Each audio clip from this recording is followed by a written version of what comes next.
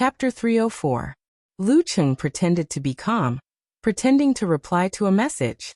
He typed the word quail on his mobile phone and memorized it in his mind. He wrote it on the tip of his pen, looking very accomplished. Done. He handed the notebook back to Hezi, sweating in his heart. To be honest, he could write the word quail when he was in his senior year of high school. But when he went to college, he got used to the keyboard and often forgot to write. That was the most knowledgeable period of his life. Hezi looked at Lu Cheng suspiciously and thanked him with a smile. She went back to the end of the line, tore off the signature page, and gave it to Yan Xiaoling. "Weak chicken," she said.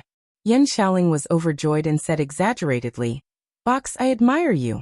I worship you." Her voice was crisp and delicate, like a primary school student talking.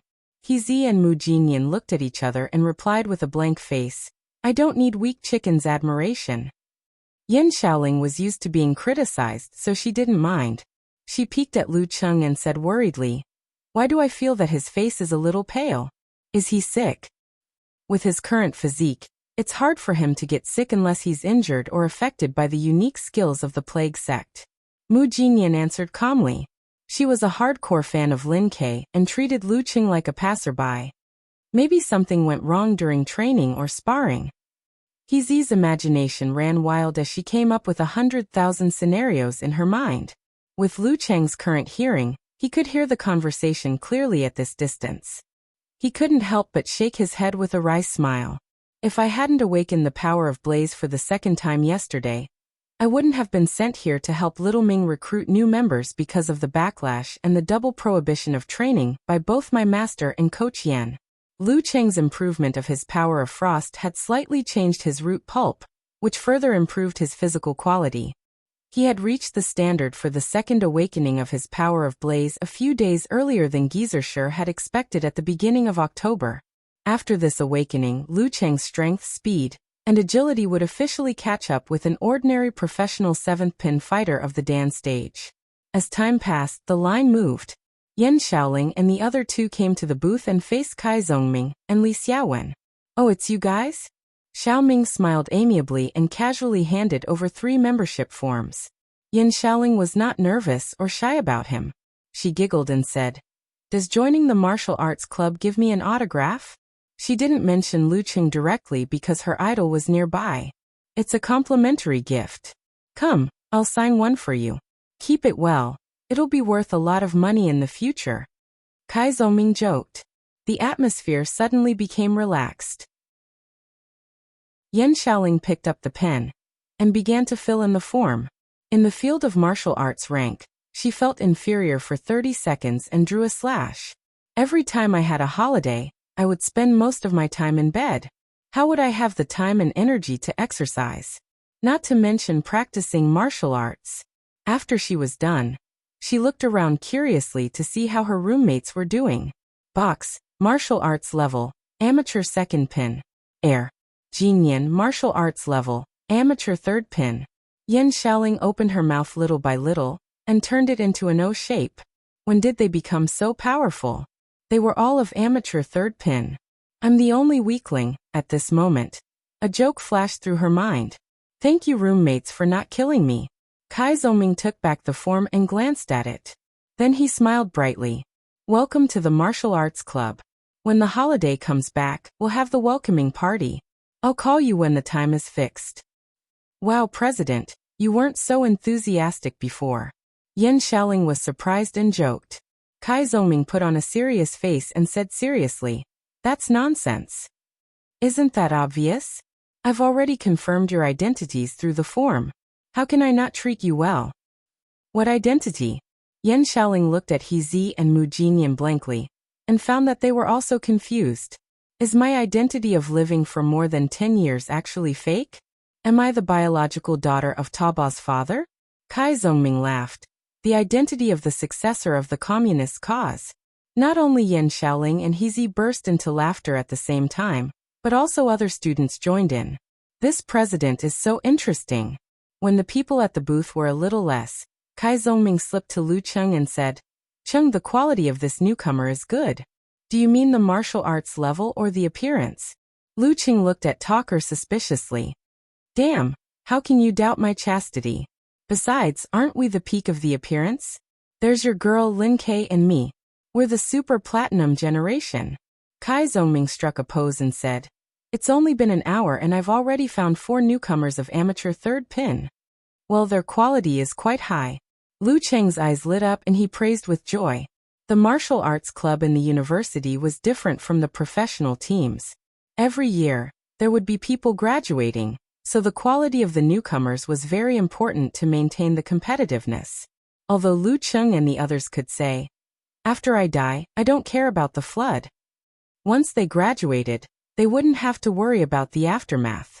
However, after a year of fighting side by side and the encouragement of come again next time, they had developed feelings for the martial arts club and the school.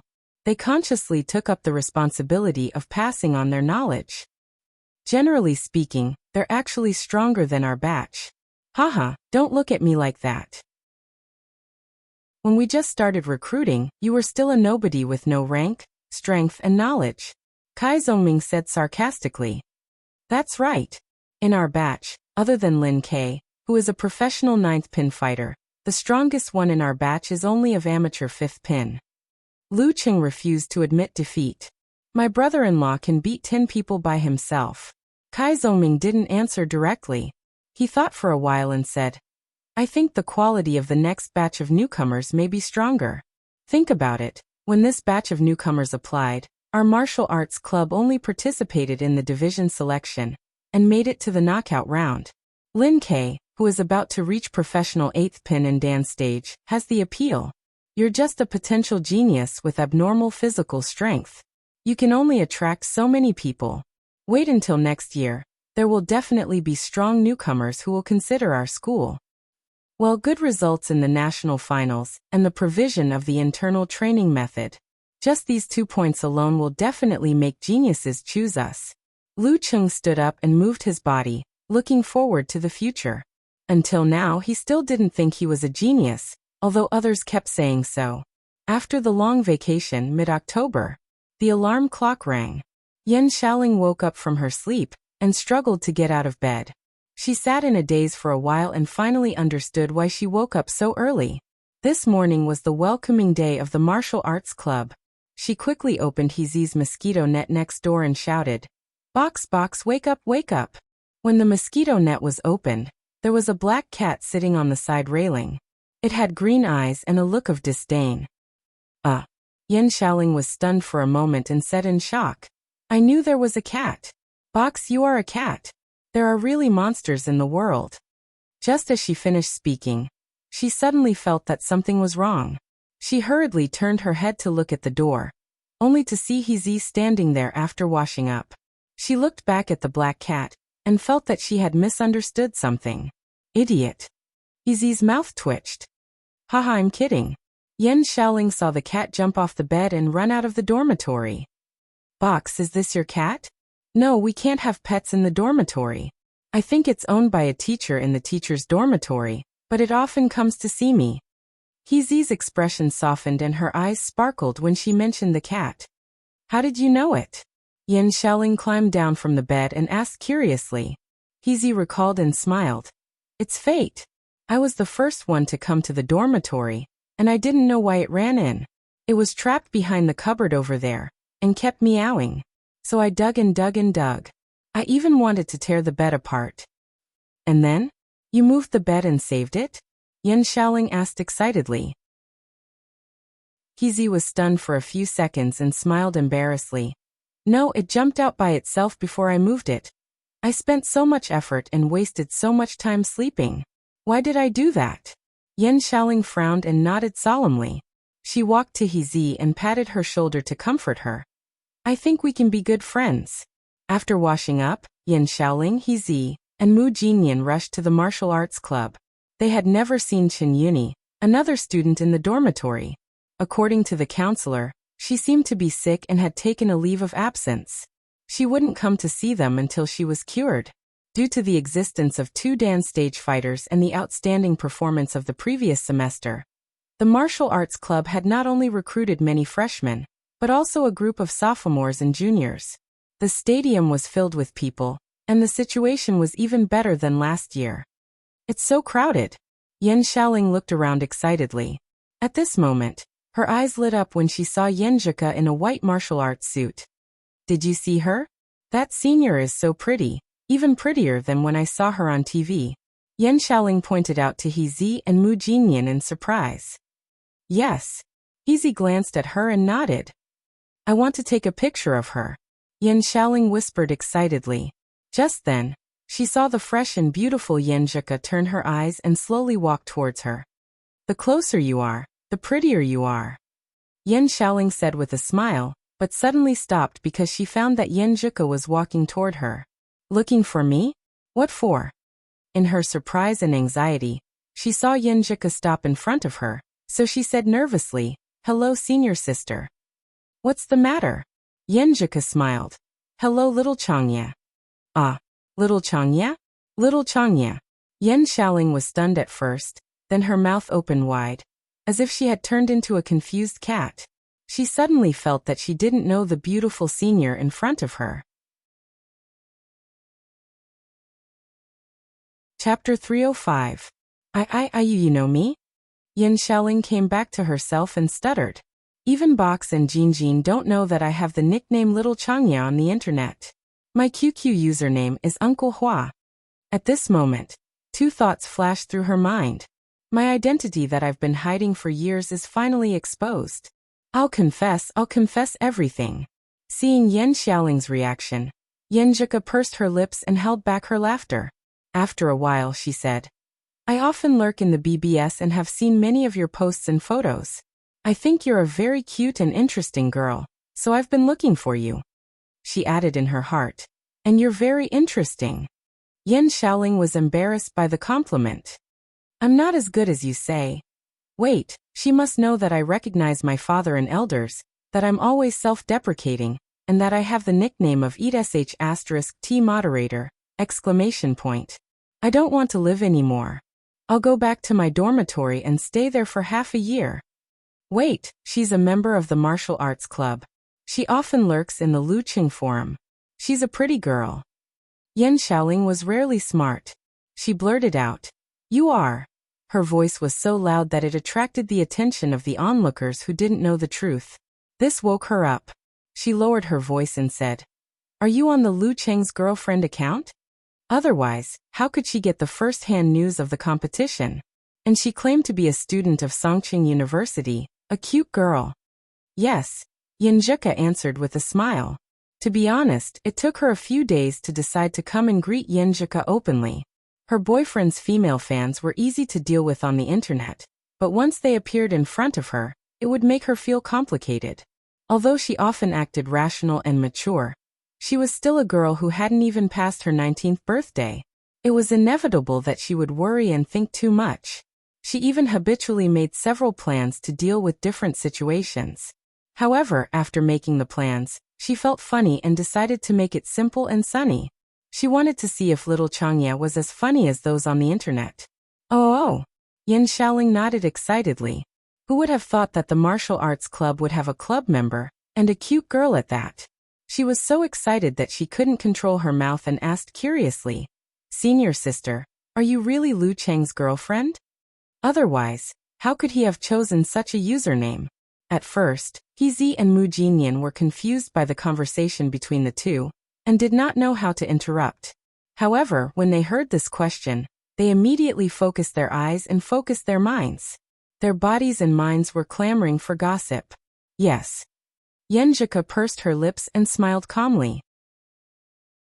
Based on his and Cheng's habit of shamelessly showing off their affection, as long as little Changya joined the martial arts club, and insisted on attending one class every week, it wouldn't take long for her to discover this matter.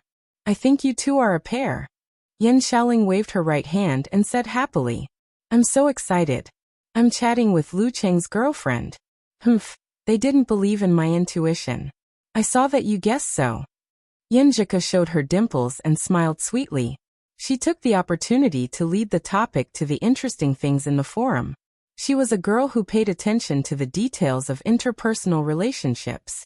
She was careful not to mention the dark history of Eternal Nightfall, so as not to embarrass her in front of her roommates. However, She underestimated Yan Xiaoling. How could a person who often made fun of herself control her mouth? When it came to familiar things, she immediately revealed her true colors and revealed a lot of embarrassing things. He Zi and Mu Jinyan were not familiar with Yan Zhika and did not know about Lu Cheng's fan forum. Normally, it would be difficult for them to join the conversation. However, when Yan Xiaoling began to make fun of herself, they couldn't help but ask for details. They chatted happily. When Yan Xiaoling calmed down and realized that something was wrong, she found that her two roommates were looking at her very strangely, as if they were saying, "Yan Xiaoling, I didn't expect you to be like this. Ho, I don't want to live anymore." Yan Xiaoling reached out to cover her face. Yan Zhika covered her mouth and laughed softly. She leaned forward and backward slightly and looked at the time. "Little Changya, will you join the special training?" Special training? The details of the special training flashed in Yan Xiaoling's mind. Her face turned a little pale. I don't think so. My arms and legs are too small. For hours of training every day, I'd rather just kill myself. I'm such a lazy person that I can only eat one meal a day in order not to get out of bed. How can I join the special training?" After saying that, she felt very regretful and lost. If she didn't join the special training, she wouldn't be able to see Lu Cheng's training posture often and get first-hand news. "I know." Yan Zhika opened her mouth silently, pausing after each word, and then said with a smile, "How about you come to the martial arts club's office to help out when you're free? You and senior sister Wen are in charge of organizing the on-site cheering." Yan Xiaoling was pleasantly surprised. "I don't need the special training, and I can come to the martial arts club often. This is a great thing." Yes. She agreed excitedly. "Remember to find senior Xiaowen later. She's that one." Yan Zhika pointed at Li Xiaowen, who was not far away, and asked Yan Xiaoling to add her QQ. "Then I'll go first." "Bye, senior Xiaowen. You're so nice." Yan Xiaoling waved excitedly. She and Lu Cheng are a perfect match. Thinking of this, Yan Xiaoling took out her phone and posted a post in the forum with an arrogant emoji. "Haha, big gossip. But I won't tell you. I don't want to hear it. Get lost." Brahmin, who was waiting for her live broadcast, answered immediately. Yan Xiaoling didn't feel that she was being scolded. She said with a squirming emoji, "Brahmin, I really want to tell you, but Senior Xiaowen is so nice. I have to keep it a secret for her." Ask. I'm such a soft-hearted person." "Senior Xiaowen. Is she Lu Cheng's girlfriend?" Okamoto's fan had sharp eyes. I didn't say anything." Yan Xiaoling pouted and typed on the keyboard. Really? Is she that pretty member of the martial arts club?" Brahmin guessed from the most probable since the target range was so small. "How did you get it so quickly? You don't feel any sense of achievement." Yan Xiaoling sent a crying emoji. At this time, Mu Jinyan, who was beside her, asked in confusion, "Xiaoling, do you know how to organize a live cheering event?" She agreed so quickly. "Of course." Yan Xiaoling stuck out her chest. "I'm a professional." She could feel that He Zi and Mu Jinyan did not believe her at all. She added weakly, "Brotherly, you're right." "Fan. Okay, a professional fan." Yan Zhika walked back to Lu Cheng with light steps. She was thinking about Nightfall's teasing just now with a smile. Why did you go to see Eternal Nightfall?" Lu Cheng asked nervously, although he didn't know why he was nervous. "Can't I?" Yan Zhika tilted her head with a faint smile. "Of course. No problem." Lu Cheng expressed his opinion first and then said in confusion, "I'm just curious. I thought you would stay away, just like me." He didn't forget to praise himself. Yan Zhika chuckled and glanced at Lu Cheng's face. "In the beginning, my emotions were quite complicated. Later, I thought it through and felt that it was better to be open-minded. Yes. Little Changye didn't let me down. He is really a very funny and honest child. You're talking as if you're very old. Your 19th birthday is still 2 months away." Lu Cheng was relieved and teased his girlfriend. Yan Zhika bit her lower lip and sighed with emotion. "Cheng, sometimes I'm confused too. Am I too rational, too polite, and too focused on the details of interpersonal relationships? I want to do my best in everything. This time, When I went back to celebrate my grandfather's birthday, I met many relatives. They would make jokes that I didn't like, and they would also introduce young talents to me, saying that they were preparing me for my university graduation. At that time, I really wanted to leave or tell them that I already had a boyfriend, but I felt that it was stupid and impolite, so I could only smile hypocritically and keep quiet. Sigh, I often want to be self-willed and live a self-centered life. During the holiday a few days ago, the martial arts club only had 3 days off because the special training had just started. What's more, it was old Master Ji's 70th birthday, so Yenjuk especially went to attend the party. Lu Cheng's short-distance trip plan was ruined before he could make it. Lu Cheng listened to his girlfriend's rare complaint and comforted her in a humorous way. "You're self-willed, aren't you? Your family doesn't allow you to date, but you still date me. How do you feel? How does it feel to be free?" Yenjuka glared at him flirtatiously and bit her lip. She turned her eyes to the side and hummed twice. She deliberately made her voice so weak that it was hard to hear. Not bad. At this time, Kai Zongming walked up to the arena to host today's welcome ceremony as the club president. Lu Cheng almost burst into laughter when he saw his appearance. "Haha, is this still Talker?" He used to laugh at Club President Chen's eyebrows. "His hair today is called Insects Don't Fall. Once it falls, it will definitely slide down." Yenjuka was also amused. When she was about to join in and make fun of little Ming, she suddenly felt a vibration in her pocket. She took out her phone in confusion and found that Yen Xiaoling had sent her a message with a stammering emoji. "Senior sister, let me ask you a question. What kind of person is Lu Cheng? Everyone is very curious." Yenjuka pursed her lips and smiled. She recalled the past and considered her words carefully. Gradually, her eyes became unusually soft. She lowered her head and typed on the keyboard with both hands. She couldn't help but smile. "Just like how you used to feel. A very warm, considerate, and attentive boy. As for the fact that he is secretly a clown, I won't tell anyone." Time flew by in the midst of hard training.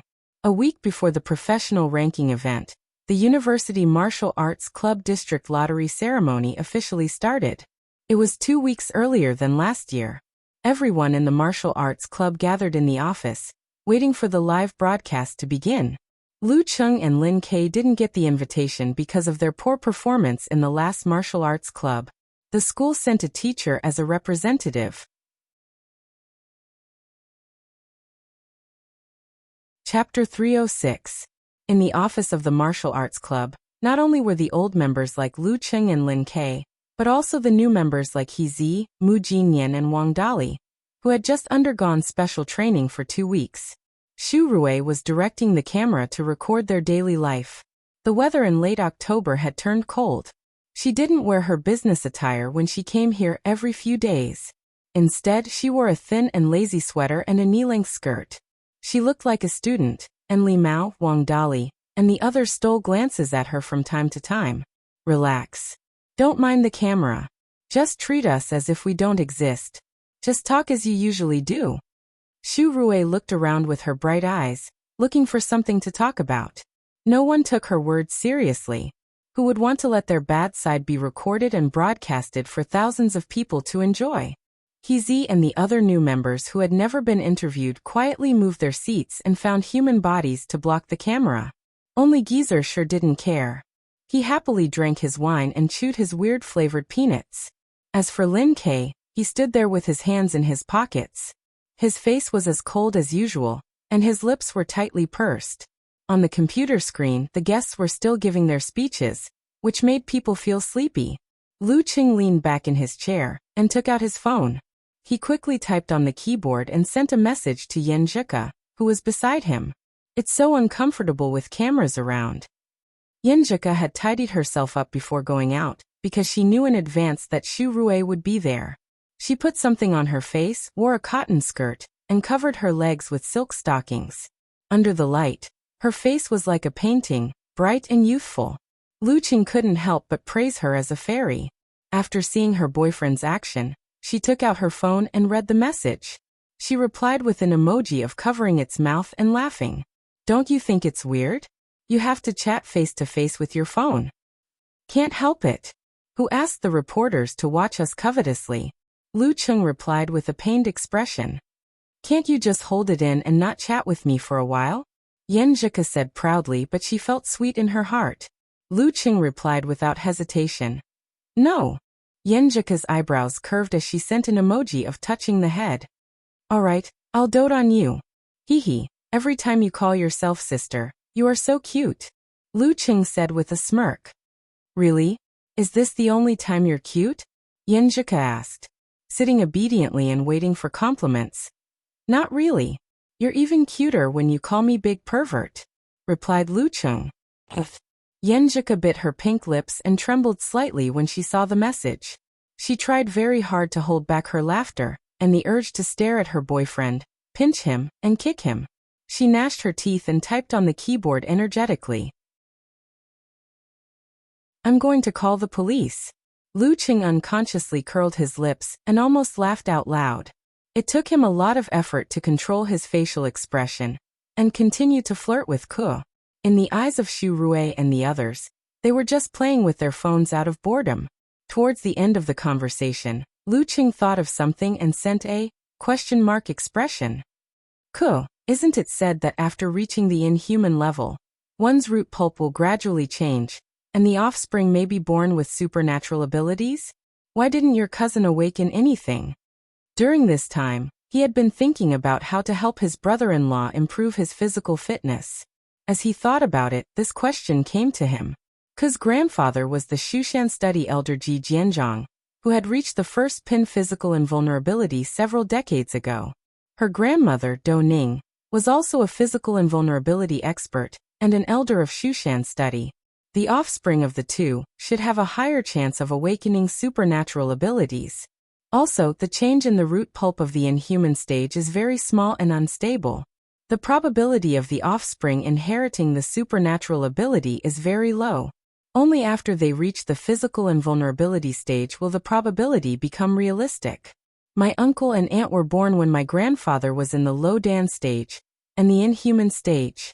They didn't inherit the supernatural ability. Or rather, it didn't show up. Only my mother, the youngest daughter, was born after they reached the physical invulnerability stage, and then awakened the supernatural ability. Empress Dowager has supernatural abilities? Lu Cheng was shocked. Yen Zhika sent a cheers emoji. Congratulations, you got it right. However, Empress Dowager is careless in her martial arts and supernatural ability training. She doesn't put enough effort into it. Her overall combat strength is only weaker than 8th pin. She added, my aunt was born when my grandparents were still at the inhuman level. Perhaps she inherited some altered root pulp. My brother might have awakened some supernatural ability at any time. Logically speaking, the probability of me awakening a supernatural ability should not be small. But I'm congenitally deficient and haven't shown anything. Lu Cheng sent a hug emoji and said, don't be sad. Technology is developing, so is martial arts.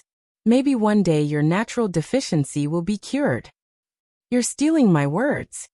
Yen Zhika scolded. I'm repeating your teachings, Coach Yen. Lu Cheng took the opportunity to compliment her. Yen Zhika put her hands on her hips and shook her head proudly. Then she sent a cover mouth emoji and said, actually, I'm not sad about this anymore. I'm used to it. I'm a little glad. Glad for what? Lu Cheng asked blankly. Hee, I'll tell you next time. Yen Zhika lowered her eyes and replied softly. If it weren't for my natural deficiency, my life would have been different. I wouldn't have stayed in Xioshan to study in high school, and I wouldn't have come to study in Songcheng. If that were the case, we wouldn't have known each other, hugged, or kissed. We'd be like passers-by. It's the luckiest thing in my life to be able to meet you in the prime of my life. I'll tell you when we're old and still holding hands. At this time, the guests finished their speeches and the song and dance performance. The mighty one with physical invulnerability for the drawing ceremony walked up the stage. She was the witch Qianhui. She was 27 years old and had reached physical invulnerability in the first half of the year. She was the main force of the second-level Haiyuan club. They were very likely to enter the top ranks. The reason why the organizing committee invited this new mighty one as a guest was that she had a close relationship with the university martial arts competition. Before a large number of geniuses such as Peng Liyun and Ren Li entered the martial arts circle, Qian Hui was the representative figure of this circle. She was also one of the few cases of people who could walk step by step to the peak of martial arts after studying in the university. She had a considerable symbolic significance and inspired generations of junior brothers and sisters. Qian Hui had a buzz cut and looked like a feminine boy, but her eyes were as deep as the sea and had a strange charm. The host didn't dare to look at her in the eyes. He turned his head stiffly to the side and announced the next procedure. According to the popular saying in Jianghu, the witch had her own hypnotism. While Qian Hui was giving a short speech, the broadcast switched to the stands and swept past the top two teams of the last competition, Shanbei University Martial Arts Club and Sanjiang College Martial Arts Club. Peng Liyun was leaning against the back of the chair. His body was relaxed and his eyes were empty. People who knew him would know that this was his habit and style. People who didn't know him would think that he was arrogant and didn't care about his opponents or the draw. Su Wanyan's eye bags were as heavy as usual. He straightened his back subconsciously and paid attention to the draw that was about to begin. Beside him, Fang Zhirong had many freckles on his face. He was a delicate and pretty boy, but his expression was obviously arrogant. In the seats of Sanjiang College, Chu Hui was wearing a tuxedo. He looked calm, but his hands had changed their posture. They were clasped in front of his stomach, and his fingers were clasped tightly. Qian Hui didn't talk for long before she got to the point. On behalf of the organizing committee, she announced the adjustment of the competition format of this university martial arts competition. The first part of the competition remained the same. There were still 4 groups and 4 seeds. The rest of the teams would draw lots for 2 or 3 rounds of single elimination and enter the corresponding groups. The team that drew the left position would have the home advantage. The group competition was still a single cycle, and the top 2 would emerge. After that, there would be cross matches. The first and second would fight, and the top 8 would be eliminated to determine the top 4. At this stage, the elimination system was supposed to continue, and the winners would go to the capital. However, in order to ensure that the strong teams wouldn't be disqualified because of early clashes, the organizing committee made some adjustments. The 4 teams would fight a single cycle, and the top 2 would enter the national finals. In this way, there would be one more round of competition. The division competition of this martial arts competition would be held a week earlier, the week after the professional ranking event. Good news! Kai Zongming didn't hide his smile. This meant that even if they met Shanbei in advance, Songqing University Martial Arts Club would still have a great chance to appear. It seems that we have to fight Shanbei at least once. Li Mao sighed. The top 4 would be in a single cycle. Lu Cheng and Yan Zhika looked at each other and smiled. Then he turned to his brother-in-law and made a fist gesture. Peng Liyun arrived as scheduled. Lin Ke took his hand out of his trouser pocket and made a fist as a response. Flames were burning deep in his eyes.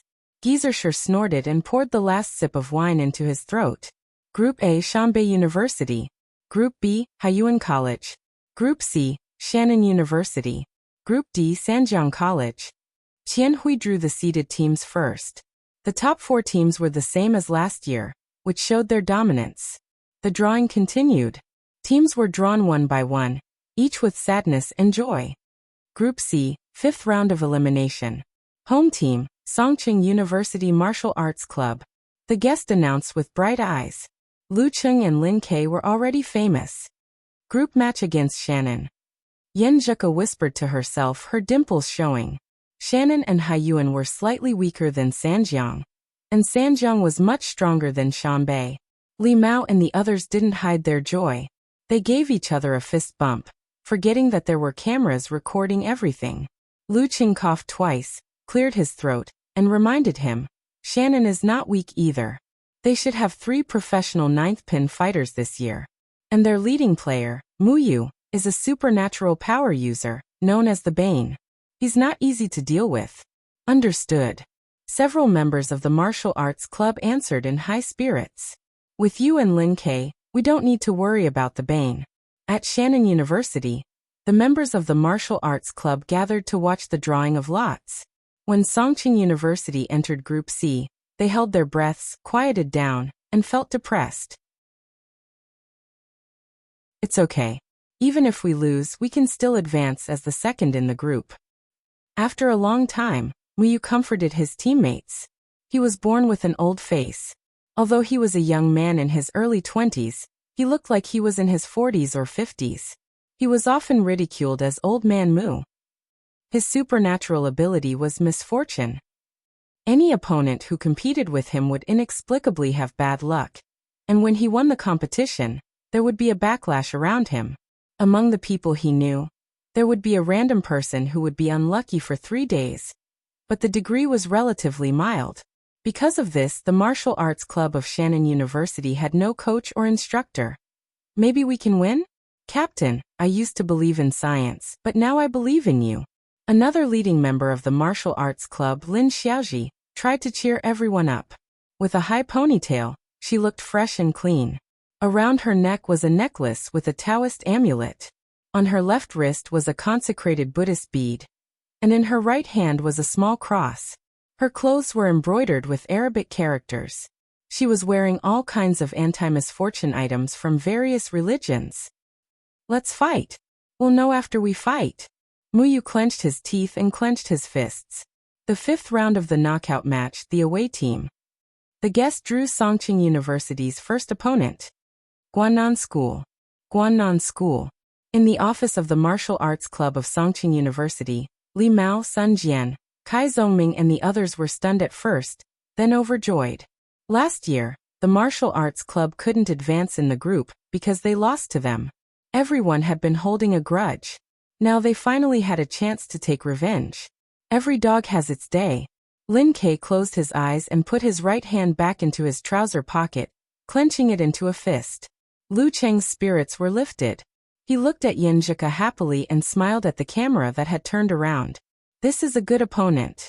Start from where you failed.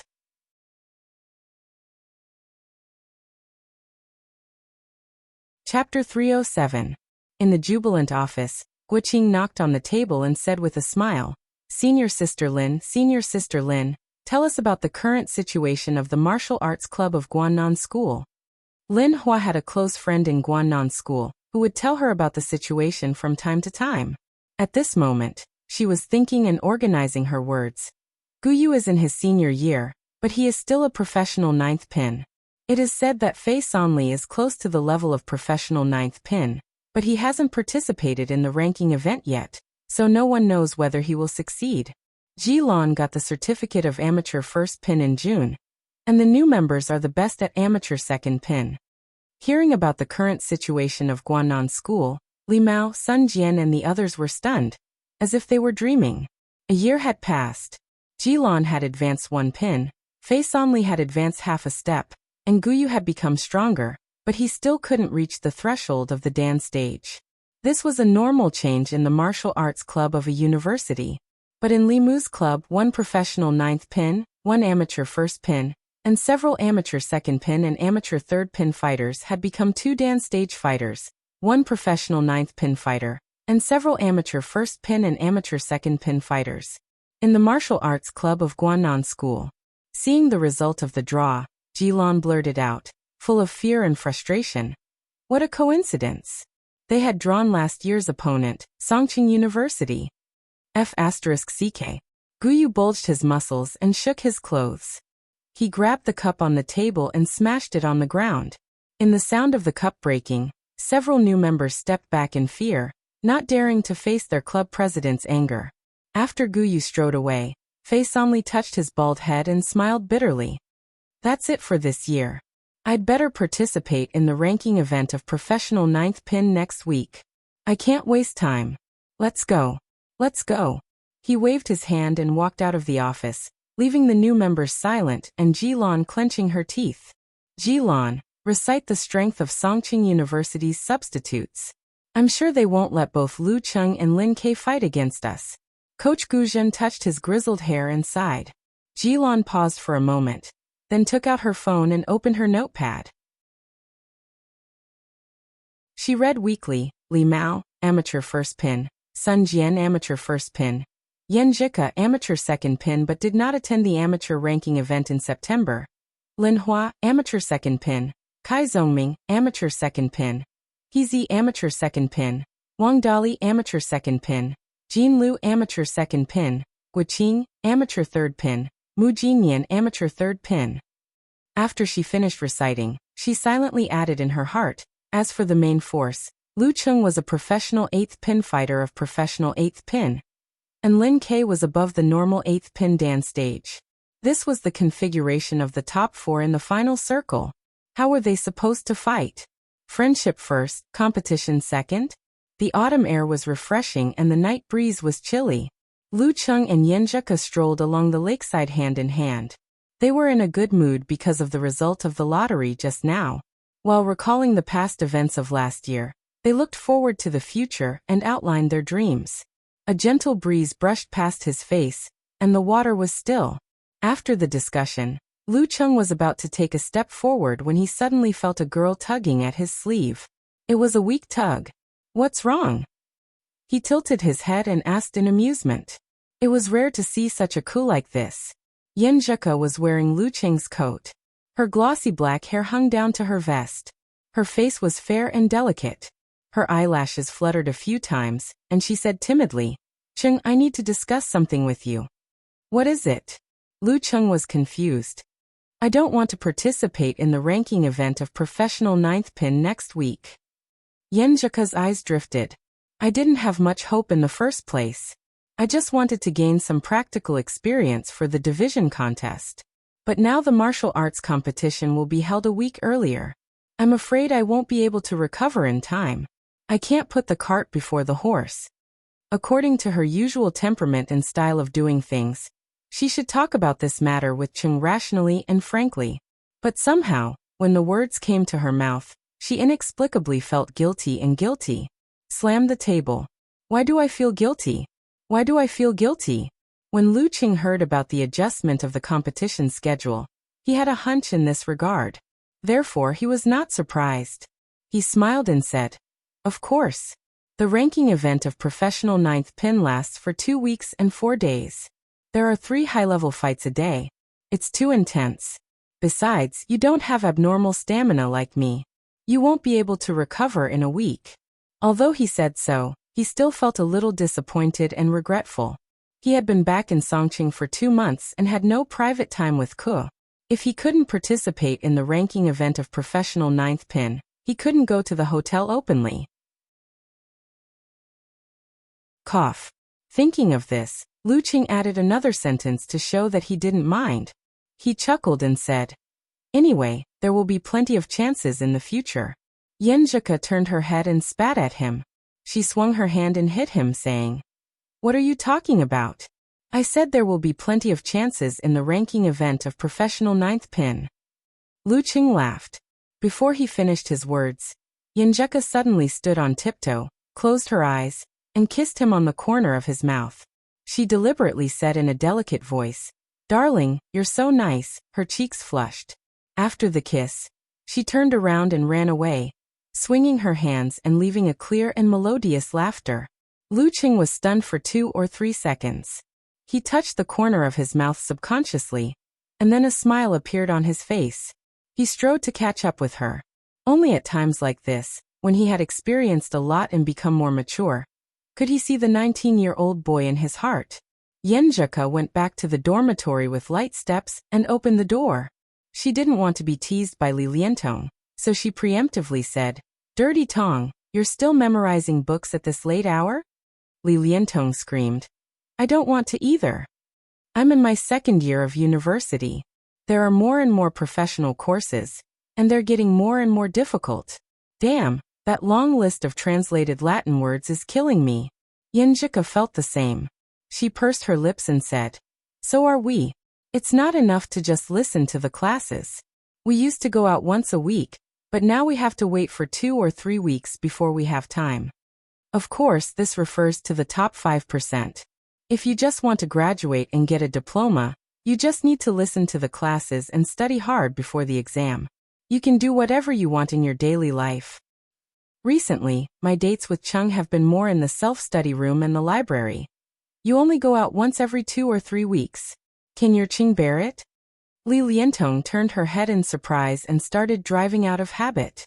What do you mean by bear it? We see each other every day. Yen Zhika pretended not to understand.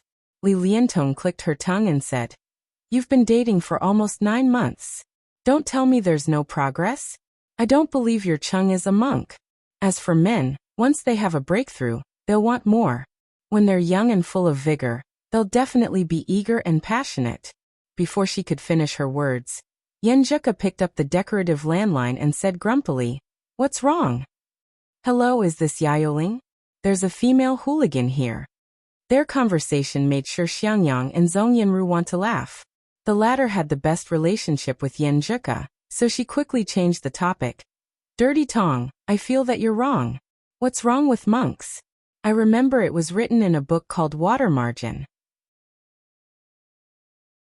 The first word is monk, the second word is monk, the third word is ghost music official, and the fourth word is hungry ghost in sex. Li Liantong nodded immediately. Yes. There are so many stories about monks. Yen Zhika was relieved that the topic had changed. While listening to their nonsense, she took out her phone and replied to Lu Cheng's message.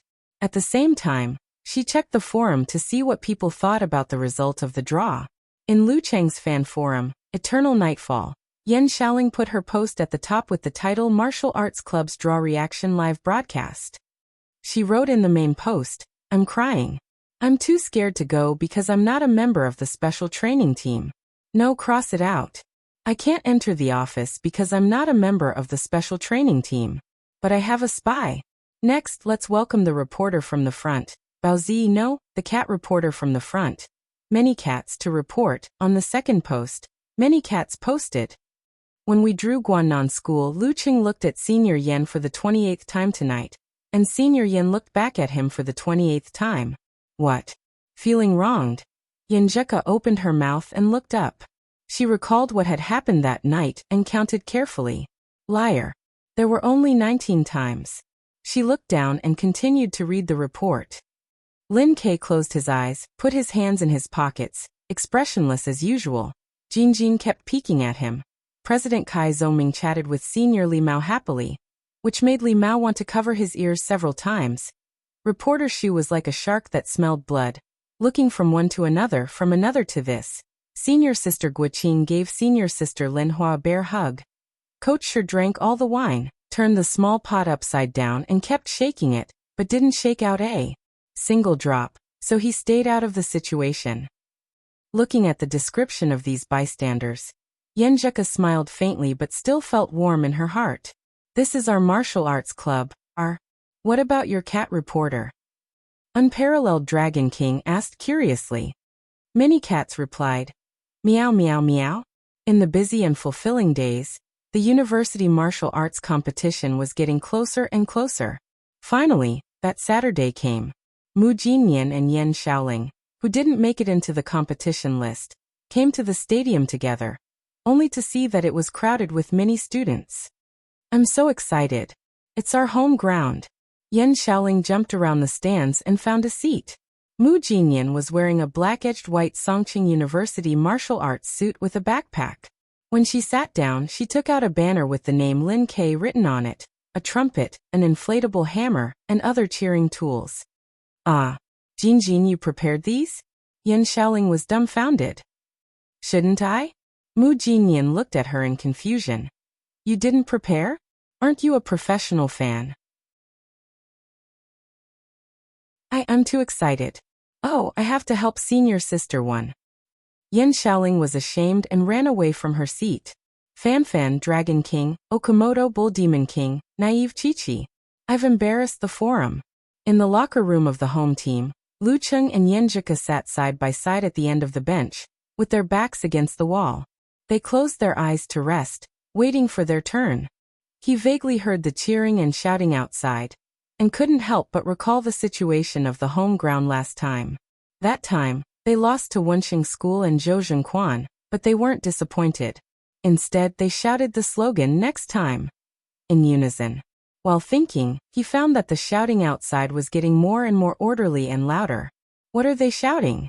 Lucheng curiously tilted his ear and concentrated his hearing. That voice suddenly became clear, and the sound of a tsunami took shape. We're here. We're here. Next time. We're here? Lucheng suddenly understood what his classmates meant. This was a continuation of the previous cheering. This was an answer to the past. His eyes were warm, and he clenched his fists. Yes, we're here. Sorry to keep you waiting.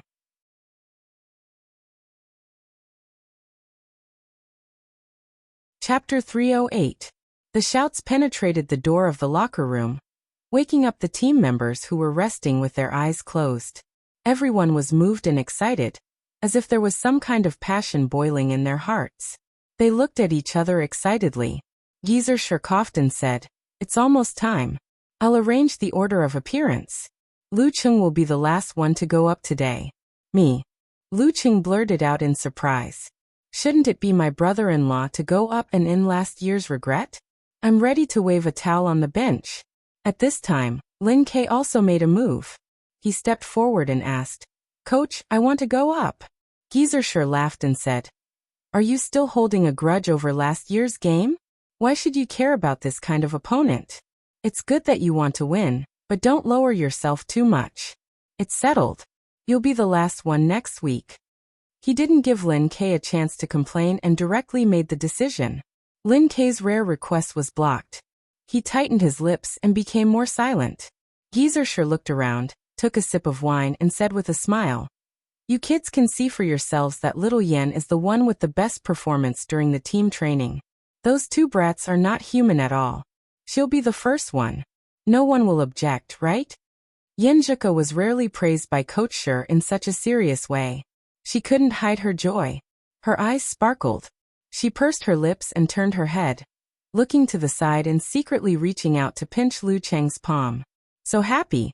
Well, Coach Shi's seriousness was only limited to the part where he praised her. Since mastering the internal training method, Yenjika had improved rapidly. Her strength was obvious to all. The team members present all shook their heads to show their approval. For this kind of thing, even if they wanted to go against their conscience, they had to consider the reality. Offending Yenjika was equivalent to offending Lucheng. Of course, they didn't know that offending Yenjika was equivalent to offending Lin Quebec. You're the first one to go up today. Play well, and aim to improve yourself. There will be people behind you. Geyser reminded. Yes, Coach Shi. Yenjika closed her legs and straightened her back. She deliberately acted cute in a military posture. The excitement in her heart was obvious on her face. Geyser smiled and shook his head, as if he was thinking of his daughter at this age. He sighed slightly and turned to Li Mao. Is there any problem with you being the second one? Li Mao's nervousness had mostly been cured after numerous actual battles. With Lucheng behind him, he felt even less burdened. He replied loudly, I'm sorry, but I'm sorry. After deciding on the order of the main force, Geyser casually pointed at the members and said, Sun Jian Lin Hua Kai Zongming. Since he couldn't meditate, he had fallen behind Yenjika and Li Mao. Next year he might be overtaken by Kai Zongming. Guoqing was even more depressed. She felt that her position in the martial arts club was getting more and more awkward. Not only did she not become the main force, but she also failed to be chosen as the substitute. What was more sad was that if it wasn't for the consideration of the old members, she wouldn't even be on the main list. As for He Zi and Wang Dali, the two newcomers were full of curiosity about everything in the locker room. They used their eyes as cameras to record everything they saw. They didn't have any negative feelings. Phew. Kai Zongming exhaled and whispered, My preparation was in vain. What did you prepare? Lucheng turned his head curiously and asked. I prepared a draft of the dialogue time. Kai Zongming sighed. What a pity. My fame has to be delayed. Lucheng squinted at him. You think too much. While they were teasing each other, Geyser asked Jiang Fuxing to write the list of the main force and the substitute and submit it to the competition supervisor. After waiting for less than a minute, he clapped his hands and said, Okay, let's go. When they were walking to the door, Luqing moved closer to Geysershire and asked in a low voice, "Master, there's no difference between me and Lin Ke in this match. Why do you have to stop him?" This was very puzzling, and Kochian was also very confused. Geysershire snorted. "Haven't you heard of the saying that the most rigid thing is easy to break? You're polishing Lin Ke?" Luqing asked in realization. Geysershire smiled. "His temper needs to be polished, or he'll break himself in the future. The key thing will cause too big of a blow. So I have to start with this kind of small thing. Got it." Luqing stepped back and returned to Yenjika's side, relaying his master's words. Yenjika listened with mixed feelings. After a few seconds of silence, she sighed. "My brother is too tensed up." Creak. The door to the changing room opened, and the warm sound from outside rushed in without any obstruction. It poured into everyone's ears and burned their blood. Songqing University. Songqing University. At this time, the students saw Luqing and the others coming out. Their cheers became more and more ferocious, as if they had just finished an outbreak. "We're coming." Luqing closed his eyes and tilted his head to look at Yenjika. From her eyes, he read the same thoughts as his. National University martial arts competitions were coming. Today's level of competition was not broadcasted on TV, internet, or even prepared and recorded. Only Xu Rui led the team to record the material for the program. She stood at the edge of the stands, feeling the pure madness and wanton in the sound waves. She couldn't help but sigh with emotion. "It's so good to be young. I used to spend my youth like this too. But now, I have to run around for daily necessities, worry about falling in love, be confused about the future, and have a headache about interpersonal relationships. I'm so busy that I'm physically and mentally exhausted. How can I have the same state of mind as before?" However, venting out all the negative emotions that had accumulated in such an atmosphere seemed to be a good choice. Xu Rui's blood began to boil as she listened. She wanted to close her eyes, forget about reality, and scream at the top of her lungs. Not far from her side, Li Liantong and the others were already waving their hands and creating a human flesh forest. In a place further away from her, Zhao Chang and the others were no longer reserved and polite. They were shouting until their faces were completely red. In the locker room of the away team, listening to the noise outside and recalling the previous experience, Guyu spontaneously said in his heart, "That was then, and this is now." He looked at his father and said, "As usual, I'll be the vanguard. You decide who goes first. Even if you lose, you have to lose beautifully." It was obvious that Songqing University would let Luqing or Lin Ke be the last one to train the substitutes, so that they wouldn't have to worry about fighting them at the beginning. Based on this, according to normal logic, I should let Jilan, a sophomore, be the vanguard to fight more matches, accumulate more experience, and contribute to the renewal of the martial arts club. However, I'm a senior and want to graduate with dignity. I want to draw a perfect conclusion to the last match of the martial arts club with victory. Losing 2 matches in a row to Luqing or Lin Ke is not a failure. In the ranking event 2 weeks ago, Fei Sanli was defeated by a strong group and failed to qualify. He was in low spirits and did not bother to argue with Guyu's arrangement. He glanced at Jilan and agreed in a muffled voice. Jilan didn't care. She just wanted to broaden her knowledge and gain some experience in fighting with a mighty of Dan stage. They all stood up and walked out of the locker room without the momentum of last year. After the audience shouted the names of the leading players and substitutes, the referee stepped into the ring and made a gesture to both sides. The first match between Songqing University Martial Arts Club and Guanan School. Yenjika versus Guyu. Hearing that it was this beautiful student who left a deep impression on everyone, the audience burst into a climax again. Shouts and trumpets intertwined. "Guyu." Luqing didn't show his worry. He looked at Yenjika and said with a smile, "Here comes the challenge." "Okay." Yenjika pursed her lips and nodded with a solemn expression. She stood up and high-fived Luqing and Lin Ke before walking towards the stands with her head held high. She had tied up her long hair and looked radiant with bright eyes and white teeth. Guyu didn't expect the girl to be the vanguard and was stunned. When he came to himself, Yenjika was standing in front of him. The referee raised his right hand and said, "Talk time starts now." According to her profile, she is only in the second year of amateur ranking event, but she didn't attend the amateur ranking event in September. Since she can beat Sun Jian, who is in the first year of amateur ranking event, she must be at least in the first year of amateur ranking event, or even stronger.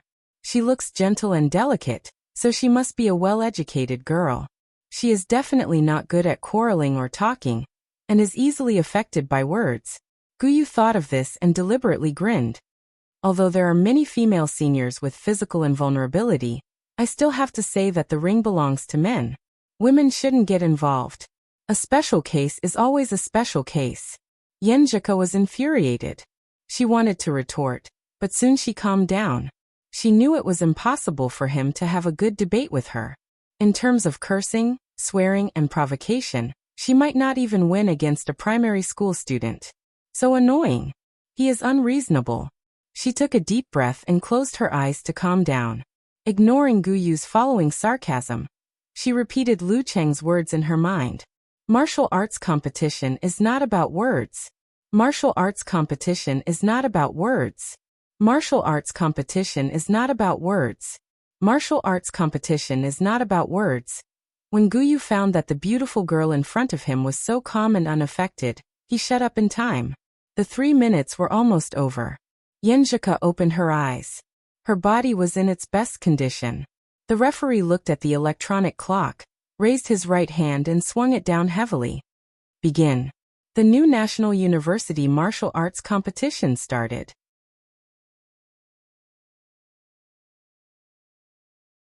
Chapter 309. As a fighter with a tough fighting style, Guyu was confident that he could defeat such a gentle and pretty girl. Therefore, he didn't back down and launched an attack to warn her. His legs suddenly exerted force and his body leaped out like an arrow. In a flash, he put his left hand forward and turned his shoulder to punch with his right arm. Bang! The wind roared, complementing the roar of the king of beasts in Guyu's mind. Black Tiger Steel's heart. Facing such a powerful attack, the seemingly weak and slender Yenjika remained calm. Instead of dodging, she pressed her feet against the ground and channeled her strength to her spine through her ankles, knees, and hips. Then she moved her arms. With a cracking sound, she raised her left arm to block and punched out with her right fist from her chest and abdomen. Strength against strength, strength against strength. The girl's response was out of Guyu's expectation, but he was confident and didn't make any changes. Bang! A muffled sound echoed in the air. Yenjika's body trembled, and her shoulders swung backward as if she couldn't bear the opponent's tremendous strength. Although her steps were light and agile, orderly, her face turned red and her center of gravity swayed unsteadily. Humph! You want to compete with me in strength? When Guyu saw the opportunity, he stretched his tall body and transformed into the god of giant spirits. He strode forward and punched fiercely from the top right to the bottom left with his right fist like a giant hammer. He showed no mercy to the fairer sex. This caused the audience to exclaim in unison. Their hearts were in their mouths as they held their breaths. How could a girl of amateur second pin fight against a professional ninth pin fighter? At this moment, Yenjika suddenly stopped without any warning. Her body kept trembling, and her temples bulged strangely. She braced her legs and lowered her waist into a sitting position, like a wooden figure swinging back and forth. Her right hand clenched into a fist, as if she was moving or blocking the attack. Bang! The sound of collision broke out. Cracks like a spider web appeared at the feet of the two figures. Guyu was surprised to find that Yenjika's punch was not much weaker than his own. Together with her blocking skills, they were evenly matched. How could it be? While he was still in shock, he saw the girl lean back slightly and draw out her left foot with borrowed strength. Bang! Her straight and slender leg tightened, and turned into a scalp-numbing whip. It went straight for Guyu's knee, making his pupils shrink to the size of needles. Endless brutal blizzard. This also caused the surrounding students' exclamations to come to an abrupt halt. Each and every one of them had an astonished expression. They never thought that the gentle and weak girl would actually be able to fight evenly with the tall and strong muscular man, and even take the initiative to counterattack. In the beginning, Yenjika chose to resist Guyu's attack with her feet, because she wanted to test her own strength. Of course, she only dared to do so because she was quite confident. Wuxia was sure that her physical quality was close to professional ninth pin. After a punch, she finally determined her own condition. Her strength was not as good as Gu Yu's, but it was not so bad that she could not make up for it. She could steadily block his attack by taking a step back.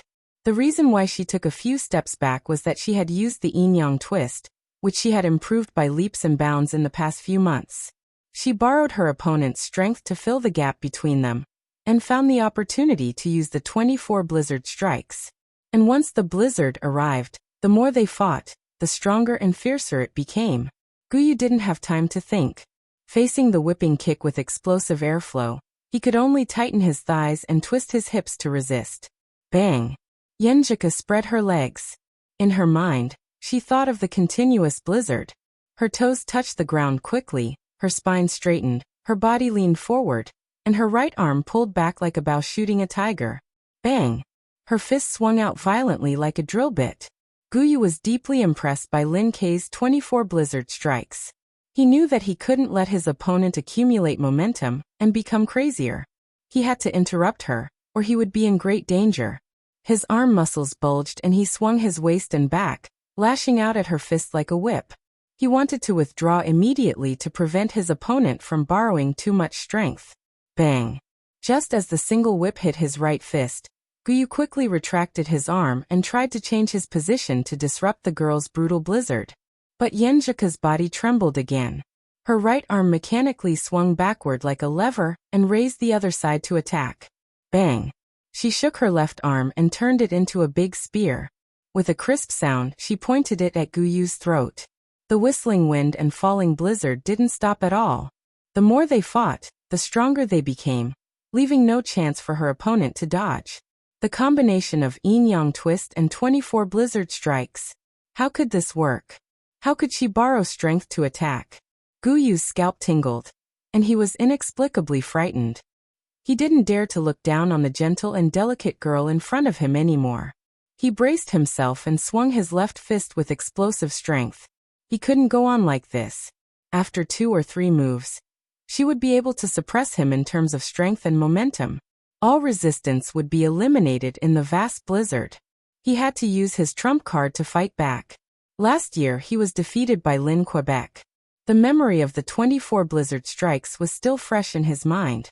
He had been thinking hard about how to solve the problem if he accidentally fell into a disadvantageous position. Apart from using temporary explosive moves or the deafening sound skill to stop the fight, there was another way, which was to catch the opponent's arm and break their connection. Gu Yu didn't know the deafening sound skill, the secret skill, the blast punch, or the bear form. He was good at catching, which he had used to defeat Lin Quebec. Therefore, he worked hard in this aspect and felt that he wouldn't be at a loss if he was in the same predicament again. Now was the time. With a dignified expression, he hit the air with his left elbow and blocked Yenjika's attack from the side with his fist.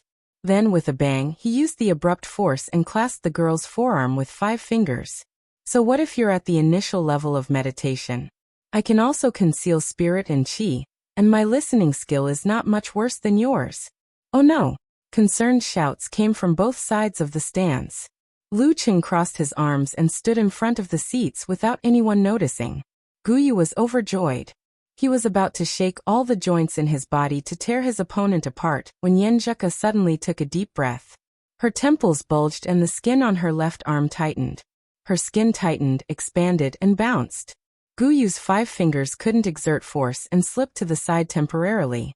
The girl seized the opportunity and shook her forearm to break free from his grasp and grabbed his wrist instead. Yenjika had been waiting for this opportunity for a long time. As a girl who liked to make plans, how could she not be prepared for encountering Gu Yu? She knew that with her current physical condition, it was almost impossible for her to finish a round of 24 blizzard strikes with the help of the yin-yang twist. Just like her cousin Lin Kei last year, he could only finish a round of 24 blizzard strikes. If she were to fight Gu Yu head-on like this, she might not be able to hold on in the end. Therefore, she used the yin-yang twist mixed with the 24 blizzard strikes to scare Gu Yu. She took advantage of the fact that he didn't know her well, and was eager to get out of the predicament, and induced him to use his best catching skill. The Ji family had its own way of catching. Lin Ke had used it to deal with Lu Cheng before. In the time it took for a spark to fly off a piece of flint, victory and defeat were reversed. The spectators were dumbfounded as they shouted in silence. Guyu's 5 fingers clasped together. Guyu was frightened. His arm suddenly went soft and then tightened and shook. Yanjika heard his movements. She pressed and pushed with her left hand as if she was doing Tai Chi, perfectly neutralizing his struggle. Then she lifted her waist and kicked out her right leg, forcing Guyu to raise his leg to meet it. Bam! Pulling back his legs, Yanjika took advantage of the force to open his joints. His body shook, and the 5 fingers of his left hand pulled fiercely, like a tiger biting its prey. Guyu screamed in pain. His arm muscles were twisted and his bones were dislocated. While he was screaming, Yanjika pulled back her left arm and turned her body sideways. She visualized the scene of snow collapsing and crashed into him fiercely. The mighty mega avalanche. Bam! Her fatal hit was blocked by the referee. Guyu's facial muscles twitched and he grimaced in pain. First round, Yanjika wins. The referee raised his right hand. I lost. I actually lost. I actually lost to a woman who is obviously not as good as me. Guyu forgot about his pain and stood there in a daze. Is this the end of my 4-year martial arts career in university? Yanjika was overjoyed. She turned around and waved her right fist at the home team seat. I won. I won. Chung, I defeated a strong professional 9th pin fighter. Lu Cheng smiled and clenched his fist. He echoed her words with some inexplicable feelings in his heart. Since the beginning of their relationship, he had gradually taken over Ku's training and learning from each other. It could be said that he had guided her growth step by step. Now, seeing that she had the strength to enter the 9th pin, and had defeated a strong enemy that he had never dared to imagine, he was both satisfied and amazed. Ku had unknowingly become stronger. What the hell are you thinking about? Kai Zoming stood beside Lu Cheng and asked curiously. How do I put it? Lu Cheng gave an analogy. Seeing Ku defeat Guyu is like seeing my daughter grow up day by day. Do you understand? This feeling? Kai Zoming thought for a while and squinted at him. He spat out 2 words. Pervert. F***ck, a pervert is a pervert. Lu Cheng was almost amused by him. At this time, Jilan walked quickly to the ring under the signal of the referee and the chorus of Yanjika from the audience. Seeing this, Lu Cheng took a step back and came to Lin Ke's side. Just wait and see. I may not have a chance to fight. Maybe Ku and Senior Li Mao will finish them all. There is no need to worry about such a strong opponent. He comforted his brother-in-law. He didn't say any great principles but only facts. In his mind, his brother-in-law was a capricious guy who said, I understand all the principles you say, but I just don't listen. Lin Ke nodded imperceptibly, and his expression was less tense. I thought you'd open your mouth and say a few words. Lu Cheng was delighted at his little fairy's victory, and was in a good mood. Lin Ke glanced at him and said calmly, I don't want to do crosstalk. What? Lu Cheng was confused. Kai Zoming beside him said thoughtfully, I feel that he is mocking both of us.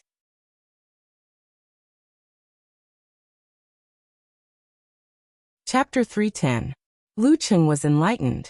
He looked at Kai Zongming and said, It's not a feeling, it's a fact. Damn it, I was ridiculed by my brother-in-law. I thought he was a cold and serious person. Kai Zongming chuckled. With his back to Lin Ke, he raised his eyebrows and said, Cheng go. Beat him up. He knew that at this distance, no matter how low his voice was, it couldn't escape Lin Ke's ears. He just wanted to be funny and liven up the atmosphere. You're making it sound like a dog biting someone. Lu Cheng looked at him with disdain. Why don't you do it yourself? Do it myself? Then should I beat him up? Or should I ask for a beating? Kai Zongming spread his hands. Haha, I thought of that joke. A hunter hunting a bear. Lu Cheng pursed his lips and held back his laughter. He didn't continue. Kai Zongming was well informed about such jokes. He didn't need to finish listening to them to understand. He also trembled and almost burst out laughing. Bitch in his heart. At this time, Jilan finished the stone steps and stepped into the arena. She stood opposite Yenjika. Seeing her, Yenjika suddenly had an idea. Should she leave the arena now and give the opportunity to senior brother Li Mao to help him get rid of his worries and complete his reincarnation? In December last year, Li Mao was too nervous and lost to Jilan. That was why Songqing University Martial Arts Club's hope of advancing to the next round was lost. While thinking, she rejected the idea. She felt that it was too ritualistic. It was not only disrespectful to Jilan, but also put more pressure on senior brother Li Mao. Maybe it would be self-defeating. Just let nature take its course. Yenjika sighed silently. She seized the last bit of time to continue recovering her body. Although the battle just now didn't last long, the high-intensity battle with the senior professional ninth pin still took a lot of energy out of her. Especially during the process of painstakingly creating an opportunity. She was highly strung. Once it was over, it was inevitable that she would feel tired. When she exhaled a mouthful of turbid air, the referee raised his right hand and announced, "Begin the second round." When Jilan first collected information about Songqing University Martial Arts Club, she found that Yenjika didn't participate in the amateur ranking event in September. She had suspected that Yenjika might have surpassed the level of amateur first pin and would reach the level of professional ninth pin in late October. However, it seemed that Yenjika didn't sign up, which made Jilan uncertain about her speculation. She thought that she was overthinking. Unexpectedly, Yenjika really had the strength of professional ninth pin, and even defeated the team leader Guyu in a head-on battle. The members of Songqing University Martial Arts Club were all monsters. Jilan changed her mind and chose the guerrilla fight that she was best at. She nimbly moved to Yenjika's side, slid close to her, and gave her a low kick, which made a crisp sound. Yenjika swung her right shoulder backward and pulled her body to face Jilan. She took advantage of the situation and whipped out her leg, which tore the air and made a sharp sound in the ring. Bang! When the two legs collided, Yenjika quickly swung her right leg back and used the momentum to punch Jilan's abdomen. Jilan knew how terrible the 24 blizzard strikes was. Once they collided, she immediately used the momentum to retreat. Her footwork was light and coordinated, leaving no chance for her opponent to follow up. Seeing this, Yenjika arched her feet and rushed forward silently, quickly chasing after her opponent. One of them retreated, and the other advanced. The distance between them narrowed quickly, as if they were dancing. During this process, Jilan changed her direction several times, but she was not as agile as Yenjika, who had begun to control her center of gravity. She could not get rid of her opponent, and was about to be attacked. At this moment, she suddenly stopped, which made Yenjika unable to stop in time. Yenjika took a step forward, and the distance between them was less than an arm's length. With a bang, Jilan raised her right leg high and kicked her opponent's chin as fast as lightning. Her movement was like the kind of movement in dance where one would raise one's leg and press it against one's shoulder to stretch the ligaments. But such a fierce and fast force would hurt the body and make it unstable if one's ligaments, fascia, and muscles had not been trained to a certain level. This kick came suddenly and without warning, like an assassin's attack. Yenjika's back was covered in cold sweat, and she realized that she had been careless. In a split second, she used her waist as a fulcrum and leaned back, trying to avoid this dangerous kick. At the same time, she raised her hands according to her usual practice to resolve the follow-up killing move. Bang! The shadow of the kick flashed in front of Yenjika's eyes, and the sound of the wind hit her face. After the kick missed, Jilan exerted strength in her waist and back, pulling the right leg that was raised high, and made an aggressive axe chop, swinging it between her opponent's chest and abdomen. Serial kick technique. Yenjika half raised her body and raised her hands in time.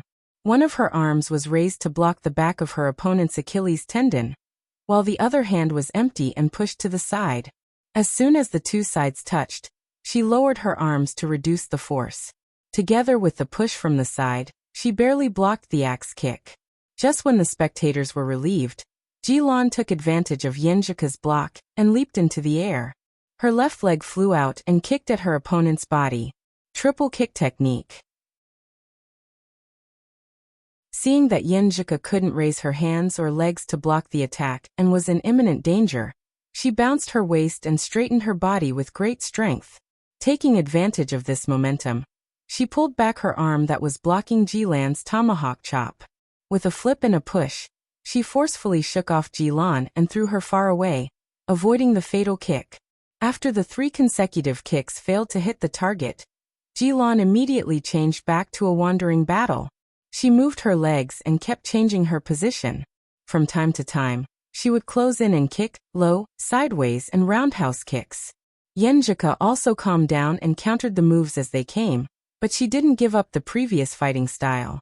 Once she found an opportunity, she would chase and attack, but she was more cautious in her mind. During the chase and the exchange of blows, she locked onto her opponent again. Relying on her own flexibility, she gradually narrowed the distance between her and Jilan, making it impossible for her to get rid of her. Jilan gritted her teeth and suddenly jumped up. She kicked her legs quickly, fiercely. "I've been waiting for you." Yenjika had watched Jilan's competition videos and had the previous experience, so she was prepared for this. Her spine suddenly bounced like a dragon breaking out of its shackles.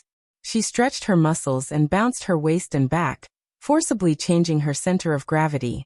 She pulled her body back and dodged to the side, dodging Jilan's consecutive kicks in the air. Seizing the opportunity, she stretched out her hands and pushed to the side of Jilan. Jilan immediately flew diagonally and fell down. With a shake of her feet, Yenjika rushed forward. Before Jilan could steady herself, Yenjika put her right foot in between her legs and leaned forward, making Jilan completely lose her center of gravity and fall backward. Yenjika caught Jilan with her left hand and straightened her body. With a shake of her right arm, she punched Jilan's temple with a bang. Round 2, Yenjika wins. The referee shouted loudly. Yenjika retracted her hand comfortably. She gasped for breath and felt that she was almost at her limit. In the battle just now, she was so focused that she didn't think about this problem. She just wanted to defeat Jilan before she really couldn't hold on anymore. Jilan glanced at her and sighed dejectedly. She shook her head and turned back to the stone stairs. Fei Sanli touched his bald head and stood up helplessly. Guzhan and Guyu also looked gloomy. If this situation continued, their martial arts club might not even be able to see the leader of the other side. That would be too shameful.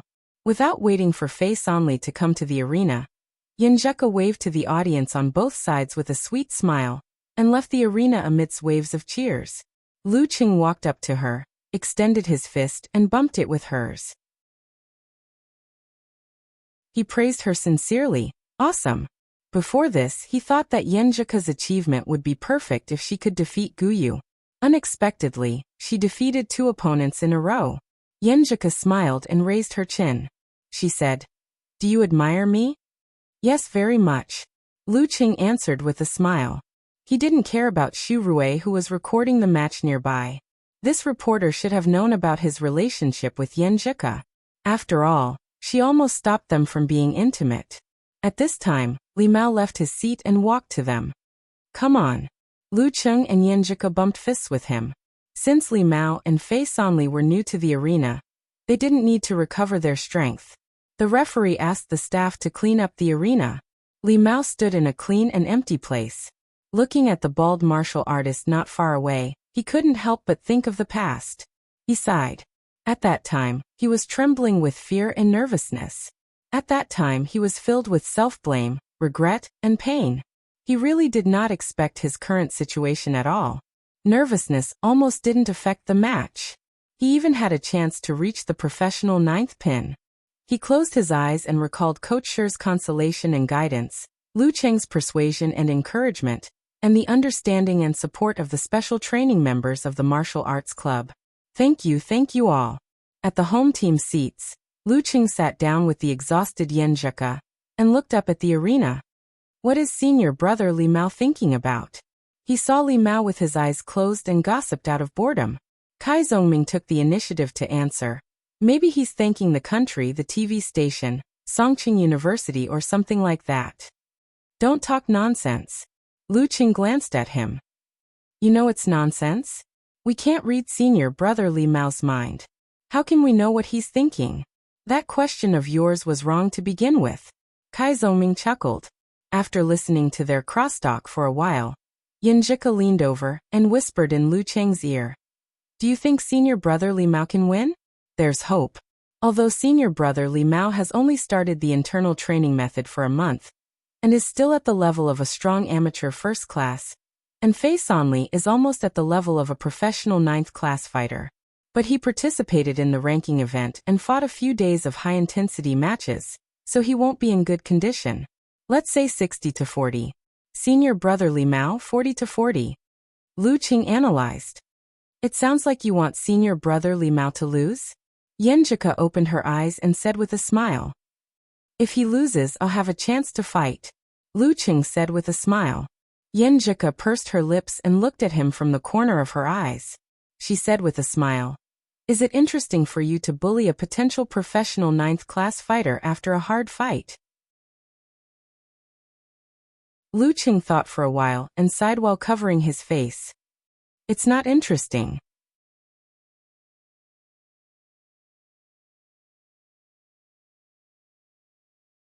Chapter 311. When the ring was cleaned, the referee let Li Mao and Fei Sanli get closer to each other. Then he raised his right hand and announced the start of the match. Li Mao had succeeded in meditating for several months now. He no longer had a superficial understanding of the 24 blizzard strikes. He was ready in both form and spirit. Therefore, he took the initiative to step forward, trying to seize the opportunity to attack and find an opportunity to use his moves. At this moment, his body was slightly trembling with a little bit of nervousness. But this was not the abnormal behavior that affected his judgment.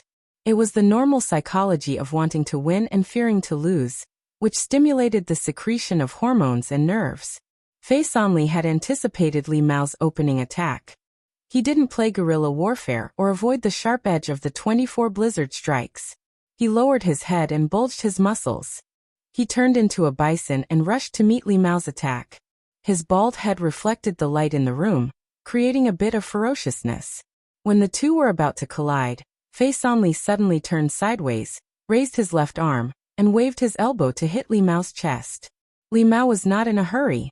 He visualized the mega avalanche and raised his arms, one supporting and the other pushing.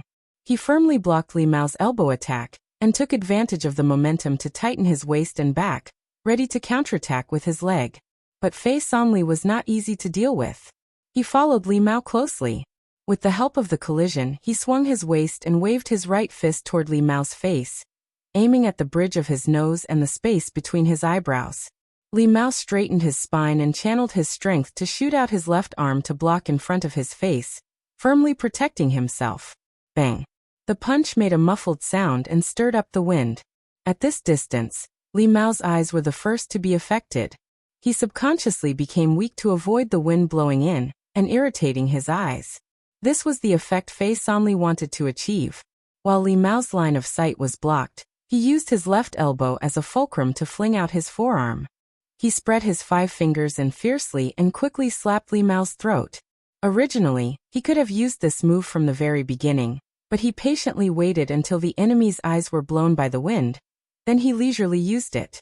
For a moment, Li Mao couldn't see clearly and lost confidence in his judgment. He couldn't help but feel a little scared.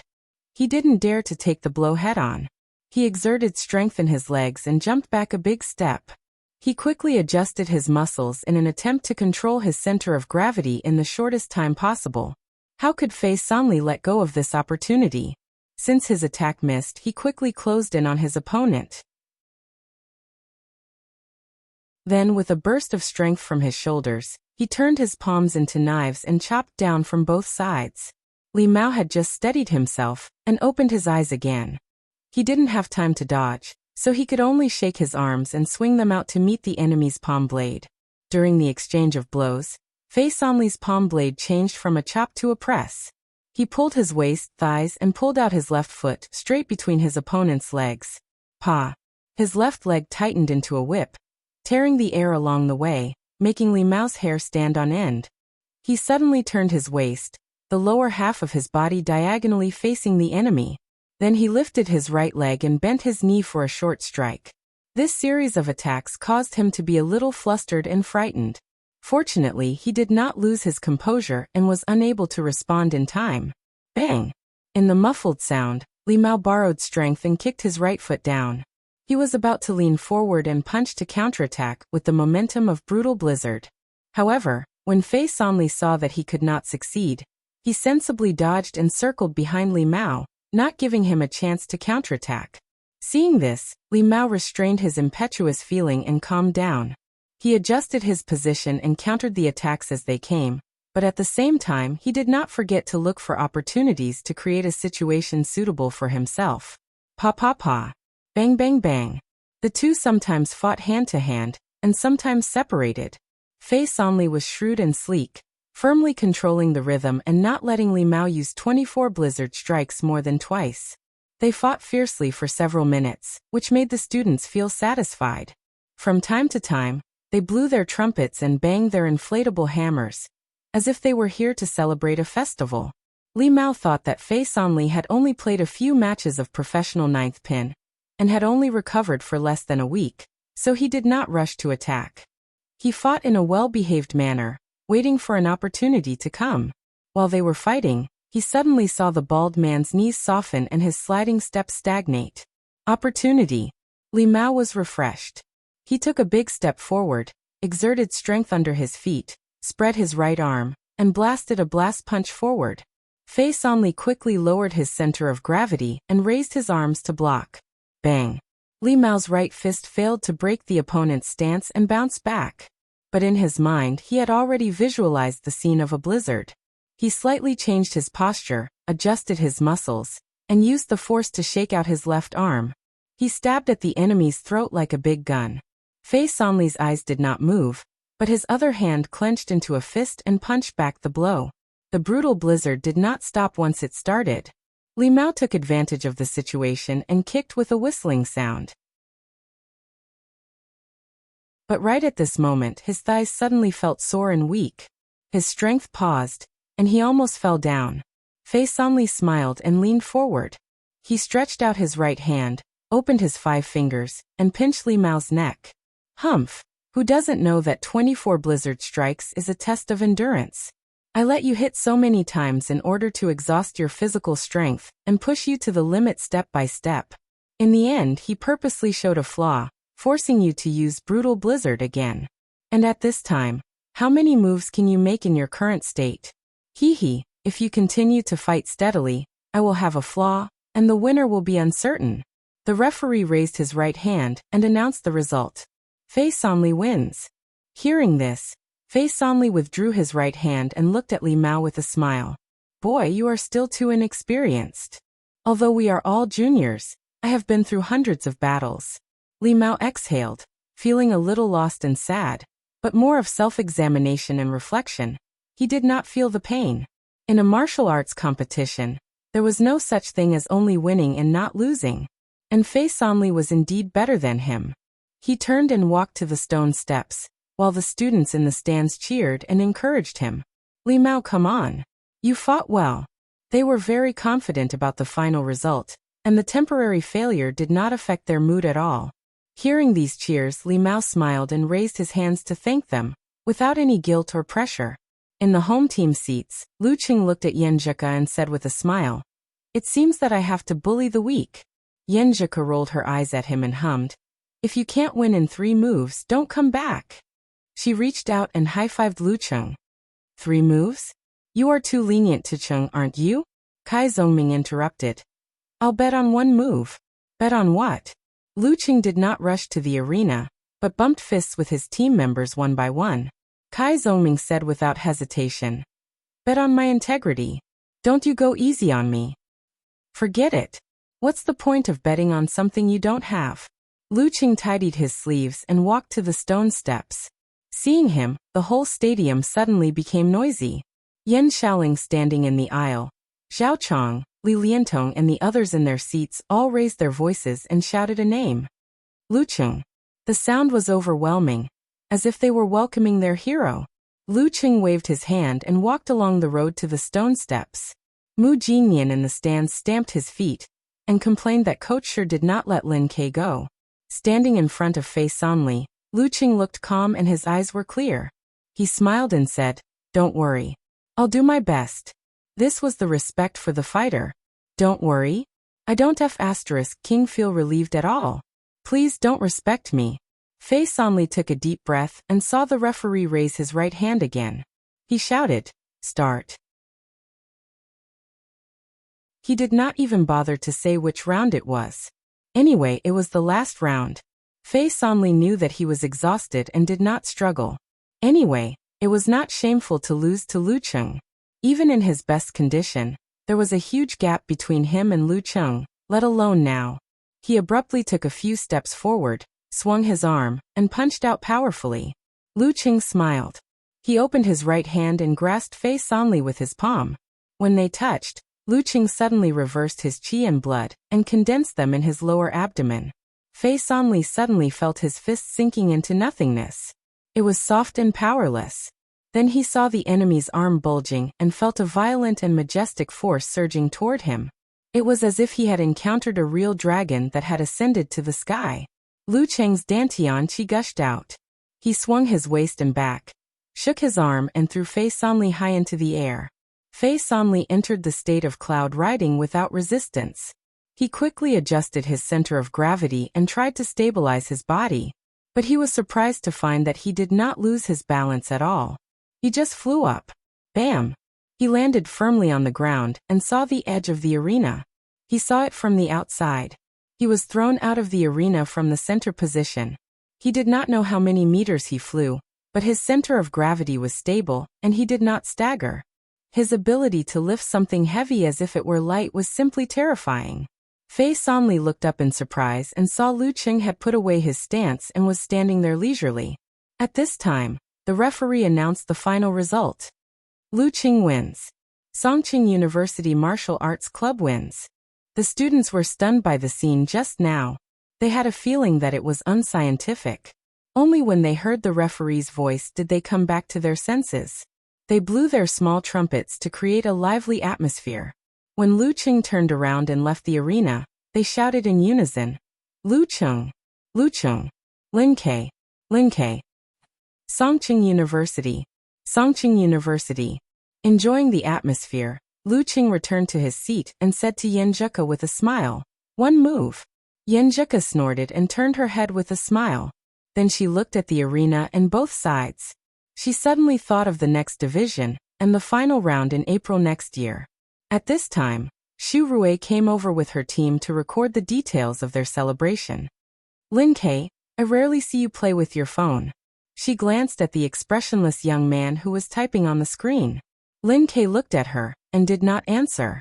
He continued to type in the search box. What's the joke about the hunter and the bear?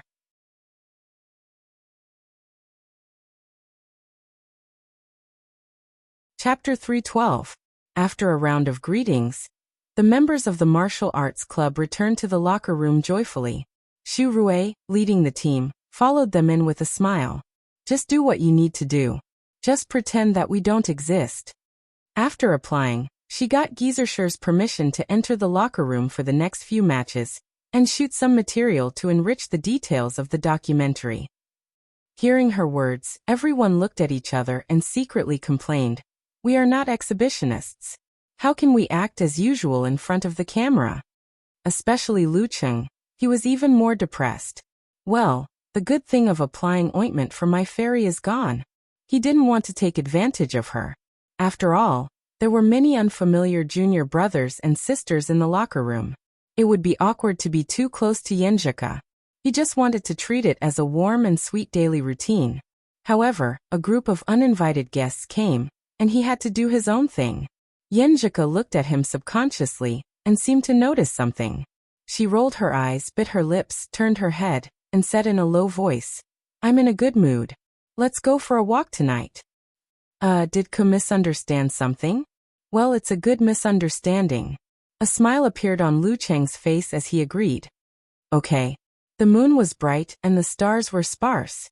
The wind by the lake was cool. Yanzhika put on her boyfriend's coat and held his forearm. She walked slowly on the path with faint sounds of water.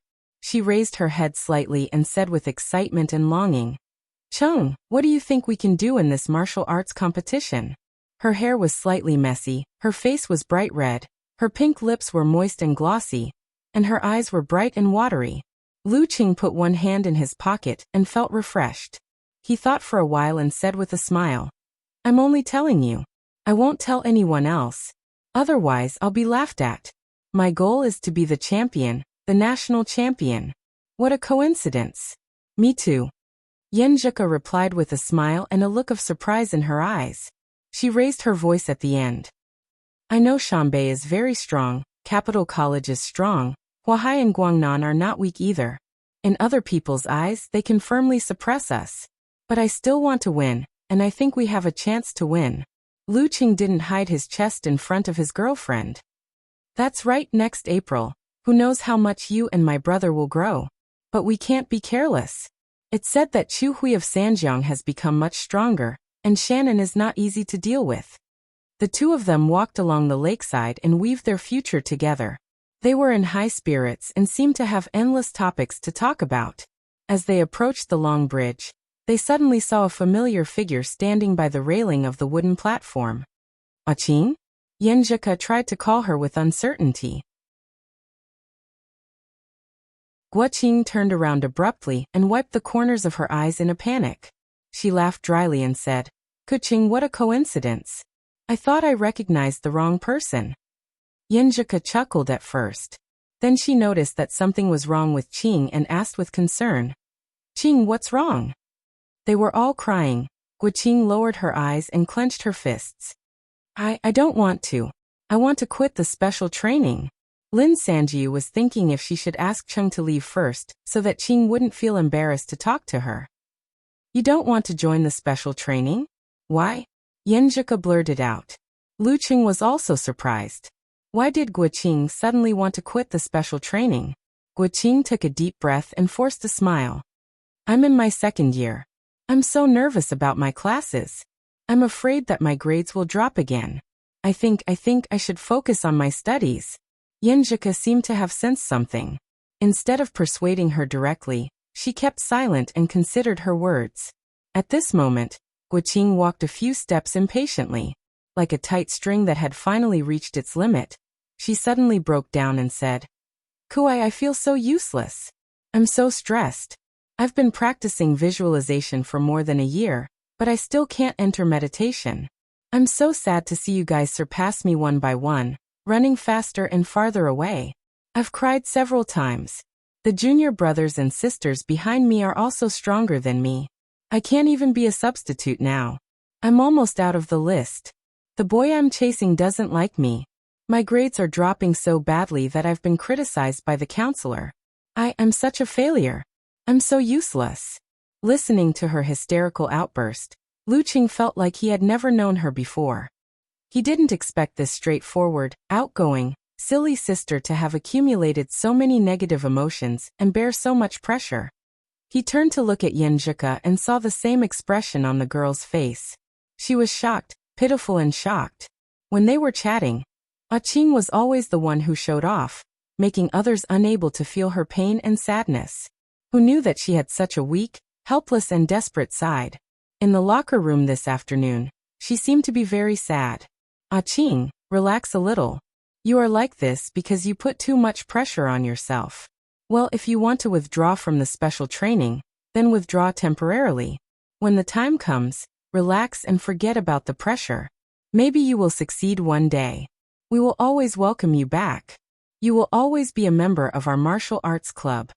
Yenjika bit her lower lip and said in a soft voice. She comforted her in a way that didn't irritate her, and made some suggestions. Qing wiped her face with tears in her eyes and said with a bitter smile, Ku, you don't need to comfort me. I've vented and I feel much better. I finally understand that people are different. Maybe I'm not talented enough to walk this path. Anyway, I'm in my third year of the amateur career now, so I have more assurance in finding a job. I'll still come to the martial arts class twice a week, but I have to pay more attention to my studies. She sniffed and continued. I won't be in the special training team anymore, but I'll cheer for you in the stands. I'll be proud of your grades. Qing became more and more confused. Finally, she stopped talking and pointed to the bridge. I'll go back first. If I didn't have hope, I wouldn't be so sad now. If I'd been like Sister Xiaowen and the others from the beginning, and just wanted to get the amateur certificate, I'd definitely stay in the special training team. Kucheng, everyone, I'm sorry, I'm a deserter. Lucheng and Yanzhika had no experience in this kind of situation, so they didn't know how to persuade her. They could only watch Guqing leave in a hurry. Lucheng turned his head to look at Yanzhika with mixed feelings. He found that Yanzhika also looked gloomy. She had been pursing her lips and was very depressed. He hugged the girl and comforted her. Don't be sad. Didn't you say that there are two kinds of friends? One is the kind that you can be friends with for a lifetime, and the other is the crossing line. After a certain period of time, you'll gradually drift apart. Like other people in Guqing's dormitory, he still chatted with Chong, Old Chiu, and model worker from time to time, but he was completely unfamiliar with their faces. Although this was the first and possibly the last dormitory in his college career, Yanzhika buried her face in his shoulder and hit him lightly. She said in a muffled voice, "Don't talk. I know the reason, but I still can't help but feel depressed and sad." Lucheng stroked her back gently and looked at Guqing, who was getting farther and farther away. Suddenly, a song came to his mind. Although it was not so suitable, it was still a little appropriate. There are thousands of doors, but there is always one who has to go first. Alas for this rare reunion. We must leave the best and most profound memories. We must win the championship of the National University Martial Arts Competition once. Guqing's withdrawal surprised and shocked Li Mao, Sunjian, and the others. The depression lingered in the special training team for a long time. But after a week, when the second round of the knockout competition was over, everyone had almost forgotten about it when they enjoyed the victory and ridiculed Kai Zoming's performance. They no longer mentioned Guqing. This was cruel, but this was the reality. Everyone adjusted their mood and moved forward. They easily passed the third round of the knockout competition and entered their group. The first game was an away game against the seeded team of their group, Shannon University Martial Arts Club. On Saturday morning, the high-speed train drove out of the station. Lucheng and the others sat separately, either looking out of the window at the fast-passing scenery or whispering about their opponents. The first strong opponent of this competition was coming.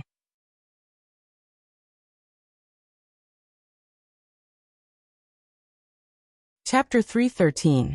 Muyu, top professional 9th pin. He's good at ancient Xingyi martial arts such as dragon, tiger, leopard, bear, eagle, and modern martial arts such as cannon fist and spear finger, but he hasn't mastered tremor force yet. He has the supernatural ability of misfortune, and is known as Bane. He can cause bad luck to a specific person within 20 meters. The backlash will be random friends and family. He looks so old that it's almost premature. His nickname is Old Man Mu. Lin Xiaoji, female, top professional 9th pin. She's quite talented in martial arts, and is expected to enter the Dan stage before graduation. She was taught by Muyu and is good at martial arts similar to his. Her catchphrase is "I used to believe in science."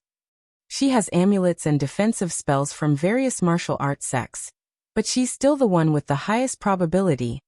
Jean Dali, strong professional 9th pin. He just got his certificate in October. His martial arts are of the same origin as Muyu and Lin Xiaoji. His fighting style is relatively aggressive and he likes to court death. His family is in engineering and he likes to race.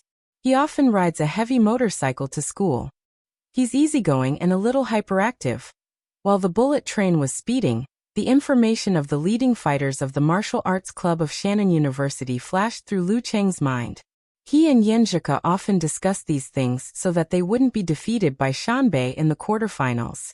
At this moment his phone vibrated with a message. Lucheng picked it up and found it was a message from Mo Jingting, his martial niece. Oh, __. Oh, young martial uncle, I'm going to hold a concert in Songqing next week. As the host and elder, why don't you entertain me? I've also prepared some VIP tickets for you. You can give them to your friends. Acting cute on purpose. Lucheng complained and directly handed the phone to Yanzhika, who was leaning against him. I used to want to buy tickets and go to her concert with you. But now I feel like I've been disillusioned. Going to a concert was one of the options for dating. Yenjika was not in good spirits and her lips were a little pale. She took the phone and smiled. Why don't you go? Let's go together. Ah. Luqing didn't expect Ke to have such an attitude and didn't know how to react. What kind of script is this? It's better to face this kind of thing openly. After all, she's your martial niece. It's impossible that you won't interact with her forever. Let's go entertain her together. After listening to the concert, she'll know what to do. Yenjika tilted her head and glanced at Luqing with a smile. She knows that her current attitude will only annoy you, right? Yes. Coach Yin is right. He thought for a moment and added, I'm just worried that she'll find out about your background and spread the news to Shushan Study and your grandpa and grandma. Yenjika rolled her eyes and said, if she had found out about it in private, she might have spread the news. But if we meet her openly, she won't say anything. Her purpose is to please you, not to offend you. Unless she really likes you. Being glanced at by her with a smile that was not a smile, Luqing hurriedly said, how is that possible? Someone like her who works in the entertainment industry has long since stopped liking such things. He took the phone and replied to the message. If you have time to go out of school, my girlfriend and I would like to invite you to try out the specialty of Songcheng. A few minutes later, Mo Jingting sent a message. Okay. I'm looking forward to it. Tell her for me. How should I call her? Anyway, say thank you. Yenjika leaned on Luqing's shoulder and read the message with a smile. She raised her chin slightly and said, see, isn't the tone a little different? No more emojis. Luqing nodded and then asked in a low voice, does your stomach feel better? Yenjika was in the middle of her period and couldn't fight in this match. She was a little disappointed, but Luqing was happy to see it. If she fought with Muyu, who knew what strange things would happen. There was once a male fighter whose crotch tore itself when fighting with him. A gentleman should be magnanimous. Damn it, please don't do anything bad, or it will be a black mark for the rest of my life. Luqing thought with fear. Much better. I felt better before we left. Your ginger tea is very comfortable. Yenjika played with her boyfriend's fingers and looked at the desolate early winter scenery outside. When it was almost noon, the high-speed train arrived at the station. The members of the martial arts club gathered in front of the gate. This time, they didn't have a car to pick them up like in the preliminaries. They had to take separate taxis. Is there anyone with a bad sense of direction? As the club president, Kai Zongming asked carefully. Me. Heezy raised her hand. Li Xiaowen raised his hand. Yin Xiaoling and Mu Jingyan, who came as fans of the team, also raised their hands. Kai Zongming's mouth twitched. Why are you a roomful of bad sense of direction?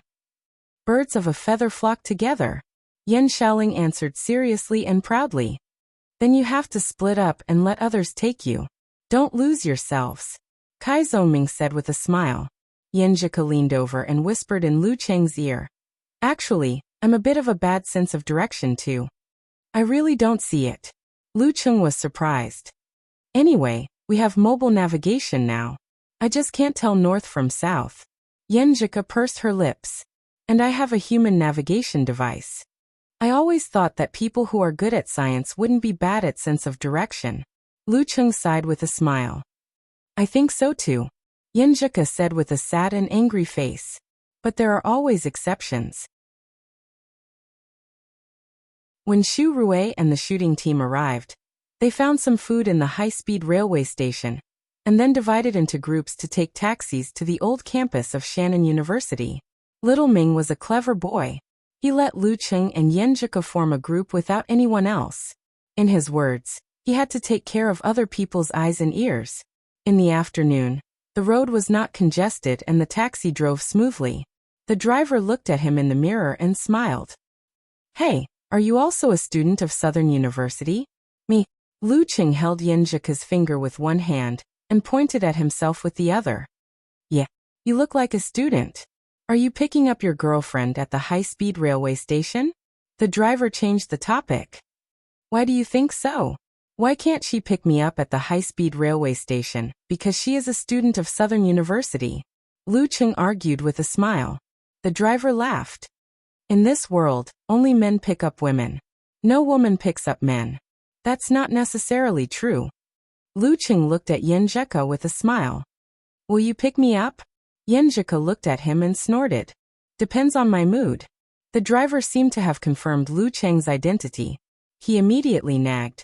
My daughter is also a student of Southern University in the School of Macromolecule.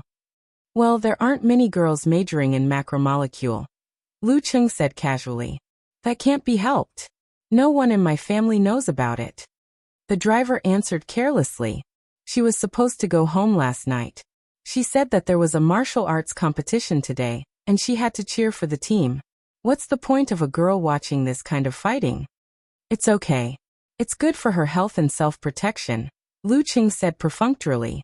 The Martial Arts Club of Southern University is very strong. We often hear that old man Mu can beat 10 people by himself. The driver didn't care about Lu Cheng's opinion, and continued with a smile. Muyu. He has a supernatural ability, and is known as the Bane. Lu Cheng added with interest when hearing about martial arts. Yenjika also listened with great interest. Yes, the driver was more convinced of Lu Cheng's identity. You also like martial arts competitions?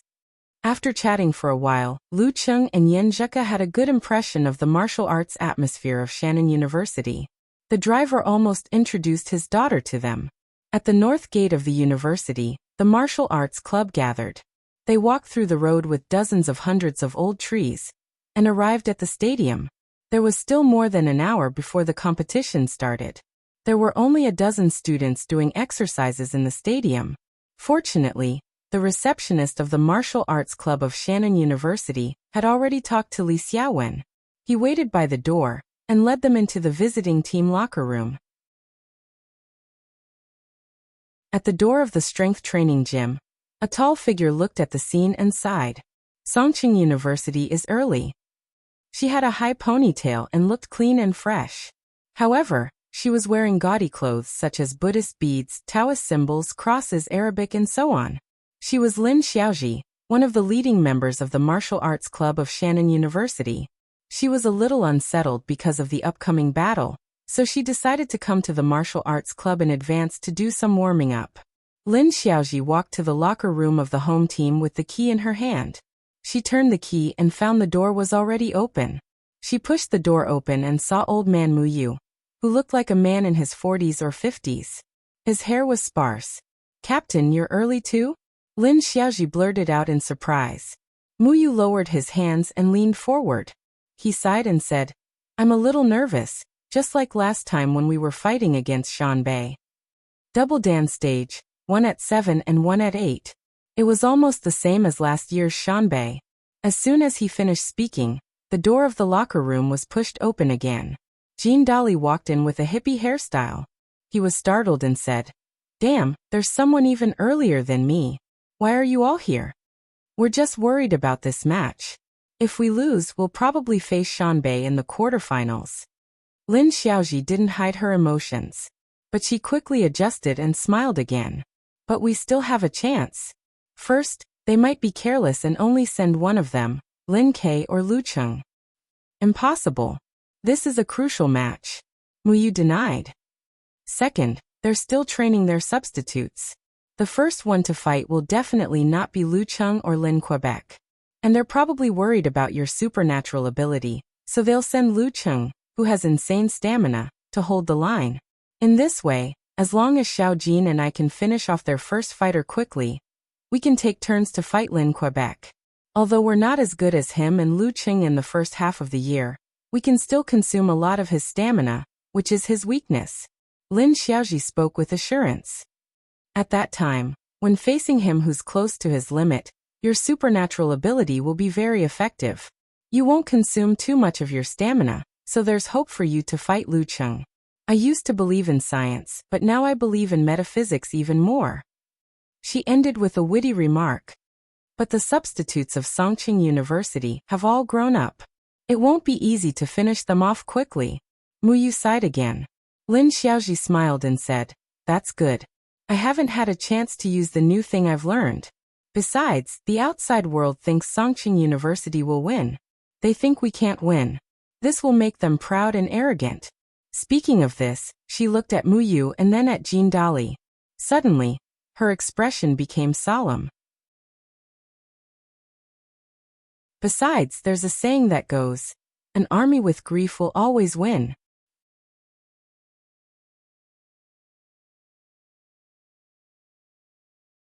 Chapter 3:14.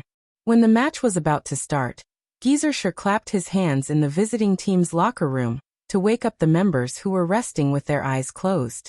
It's almost time. Get up and get ready. When we play Shanbei, we have to extort some money from the stingy school. We have to go there one day earlier. We can't be so tired again. The martial arts club still had some funds left, but it was rare to ask for money openly.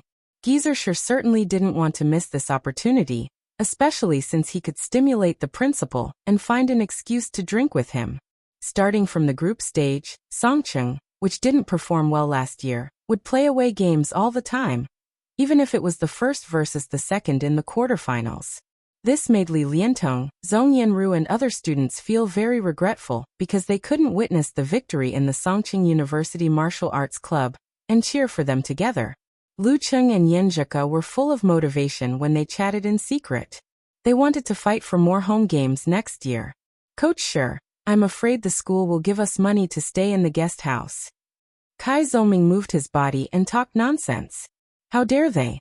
Gieserscher scolded with a smile. Are they trying to dismiss a beggar? Either they don't give us money, or they should be more straightforward. Speaking of this, Li Xiaowen opened the door and smiled gently. Coach Shi, the supervisor is asking for the match list. Isn't it simple? Gieserscher looked around at Lu Cheng and the others. We can't fail at such an easy task, right? Lu Cheng and Lin Ke will play together today. Hearing this, Lu Cheng couldn't help but look at Lin Ke, only to see his brother-in-law was also looking at him. When their eyes met, they felt the eagerness of each other. This was the first time that the two leading members of the martial arts club would play together this semester. Lu Cheng and Yanzhika looked at each other and smiled. They had a tacit understanding. They had been sure of this for a long time. Li Mao, Lin Hua and the other members were relieved and became more certain. They were afraid that Coach Shi would be so capricious that he had to train the substitutes at this time and only send one leading member. But Gieserscher suddenly changed the topic. Shannon is not that great of an opponent. We still need to accumulate actual combat experience as much as possible. In this case, Brat, you'll be the last. Otherwise, it'll be boring for others to just watch. His words made the crowd burst into laughter. They were all deeply impressed by Lu Cheng's abnormal physical strength. Yes, master. Lu Cheng smiled and answered in a light tone. Now that he had formally become Gieserscher's disciple, he could openly call him Gieserscher. As for the other one, we'll follow the principle of taking turns to fight. Sun Jian, you'll take the lead. Without hesitation, Shi Jiangwo casually chose the most senior member of the martial arts club. With Lin Ke and Lu Qing behind him, Sun Jian had no qualms about being the vanguard. This time, I'm not afraid of not having a chance to go on stage. Puff. Lu Qing couldn't help but laugh as he turned his head. This was the joke everyone used to make fun of senior brother Sun Jian during the preliminaries in the first half of the year. He actually still remembered it. Yanzhika also covered her mouth and giggled. She winked at her boyfriend, hinting that this was all his fault. She was in high spirits because even if she was in good condition, it seemed that she would not have the chance to compete today. Beside them, Li Xiaowen quickly recorded the list and order of the main force. Sun Jian, Lin Ke, Lu Cheng. When the laughter stopped, Gieserscher waved his hand carelessly. The substitutes will follow the old rules. Li Mao, Kai Zongming, Lin Hua. After the announcement, he looked at He Zi and Wang Dali. You may not have a chance to fight in the next 2 semesters. Just follow the others and broaden your horizons. Put more energy into the individual ranking event. Yes, Coach Shi. The 2 freshmen were still interested in the novelty and had a sense of honor, so they answered with vigor. Of course, He Zi's current interest was in her identity as a frontline cat reporter. After the main force and the substitutes were confirmed, Li Xiaowen turned around and walked out to submit the list. As the door of the locker room opened and closed, Lu Cheng saw that it was full of students outside, with only a few empty seats. The martial arts atmosphere in Shannon is really good. He praised in his heart, thinking of the taxi driver's daughter.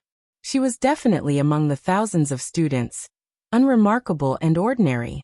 However, it was precisely because of the accumulation of these unremarkable and ordinary spectators that he was able to create an atmosphere that moved him and made martial artists hot-blooded. Let's go. After waiting for a while, Geyser waved his hand and coughed twice. With a creak, the door opened. The picture of Shannon University's martial arts arena was reflected in the eyes of Lu Cheng, Yenjika, and the others. They raised huge banners with their common thoughts written on them. Together through thick and thin. Win or lose, we'll stand together through thick and thin. Just as the people of Songqing University Martial Arts Club walked out, one of the stands suddenly erupted with tsunami-like shouts. Shannon University. The other side of the stands immediately responded. Never admit defeat. The sound waves were deafening and the momentum was astonishing. In such an environment, martial artists with a slightly weaker mentality would have their will shaken, and it would be difficult for them to exert their full strength. Unfortunately, most of the members of the martial arts club were old foxes. They had seen Yimo's hellish home ground, so they were not frightened by this kind of friendly demonstration. After a wave of shouts, the referee stepped into the ring, and the broadcast announced the first match in real time. Sun Jian of Songqing University Martial Arts Club. Shannon University Martial Arts Club. The announcer paused for a moment to give the audience time to react. Then he shouted at the top of his voice, Lin Xiaoji. Lin Xiaoji. The students responded with the greatest enthusiasm and excitement. This made them look like they had the upper hand, and not the home team that everyone thought had little hope of winning. Lin Xiaoji. Lu Qing murmured thoughtfully. In his and Ke's opinion, apart from supernatural ability, Lin Xiaoji was probably stronger than Mu Yu in terms of martial arts. There was a great chance that she would enter the dance stage next year. I always feel that senior brother son's luck is not very good. Yenjika whispered in his ear, pursing her lips and laughing. You can't say that. Seeing the full power of a top professional ninth pin will be very helpful for him to get the professional certificate. Lu Cheng said seriously and then joked. At least he didn't meet Mu Yu directly, right? Sun Jian didn't hear their discussion. He bumped his fists one by one and strode to the arena with his head held high. Standing on the right side of the referee, he saw Lin Xiaoji stopping in front of the stone steps. She took off the Buddhist prayer beads, small crosses, and Taoist amulets one by one and handed them to the match supervisor. She really lives up to her reputation. Sun Jian exclaimed. Then he opened his eyes wide, because Lin Xiaoji wasn't done yet. She took out a tantric dharma bell from her pocket, rolled up her trousers, untied the red string with strange characters written on it, and took out a lucky star from her hair. Damn, how many things did she hide? Is this necessary? Is she a metaphysical martial artist? Sun Jian thought, not knowing whether to laugh or cry.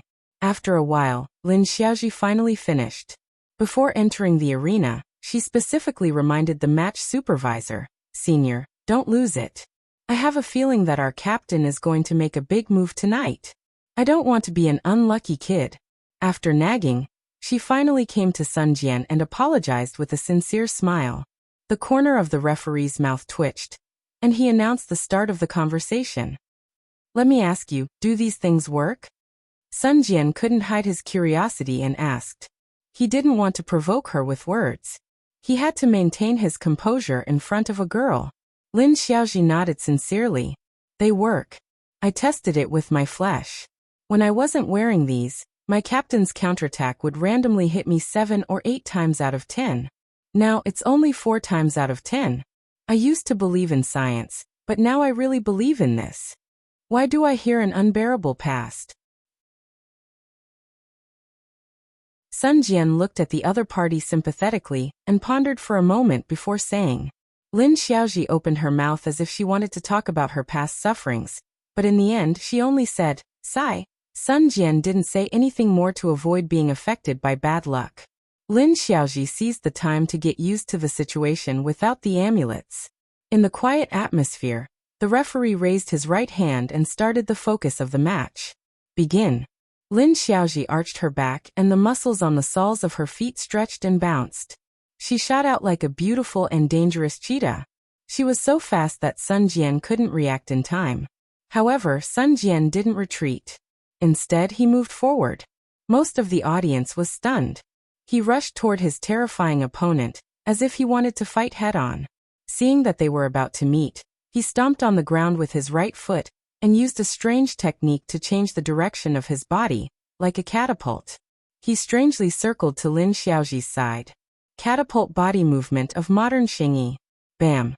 Sun Jian straightened his knees and waist, swung his shoulders and arms, and hit the best forward punch in a while. He tried his best to gain the upper hand and didn't give his strong opponent a chance to catch her breath. Lin Xiaoji suddenly bounced her spine and forcibly changed her center of gravity. She changed her position and stabilized her body. She shook her left arm and swung it in the opposite direction. It was heavy and powerful. Bam! With a loud bang, Sun Jian took a step back and removed part of the force. He borrowed part of the force and jumped forward.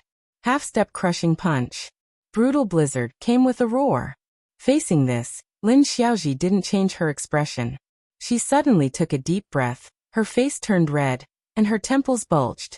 Then she swung her body and hit the powerful modern blast punch. Bam! Her fist trembled and swayed in the air as if it was affected by the wind. Bam! Their fists hit each other with a roar. Sun Jian's vision blurred, and he felt a strong shock wave sweep over his whole body. His qi and blood were rolling. His internal organs were uncomfortable. His muscles, tendons, and bones were trembling, and he couldn't exert force. Bam! Lin Xiaoji seized the opportunity and stepped forward. Her eagle claw reached out and stopped in front of Sun Jian's throat. Round 1, Lin Xiaoji wins. The referee announced loudly. Tremor punch? Yenjika straightened her back and muttered to herself. She subconsciously glanced at her boyfriend beside her. Lu Qing nodded to her, indicating that it was true. Lin Xiaoji's modern blast punch had developed the tremor force. This was something new that she hadn't shown before. While Li Mao and the others were still in shock, Lin Ke stood up with an expressionless face and tore off his overcoat.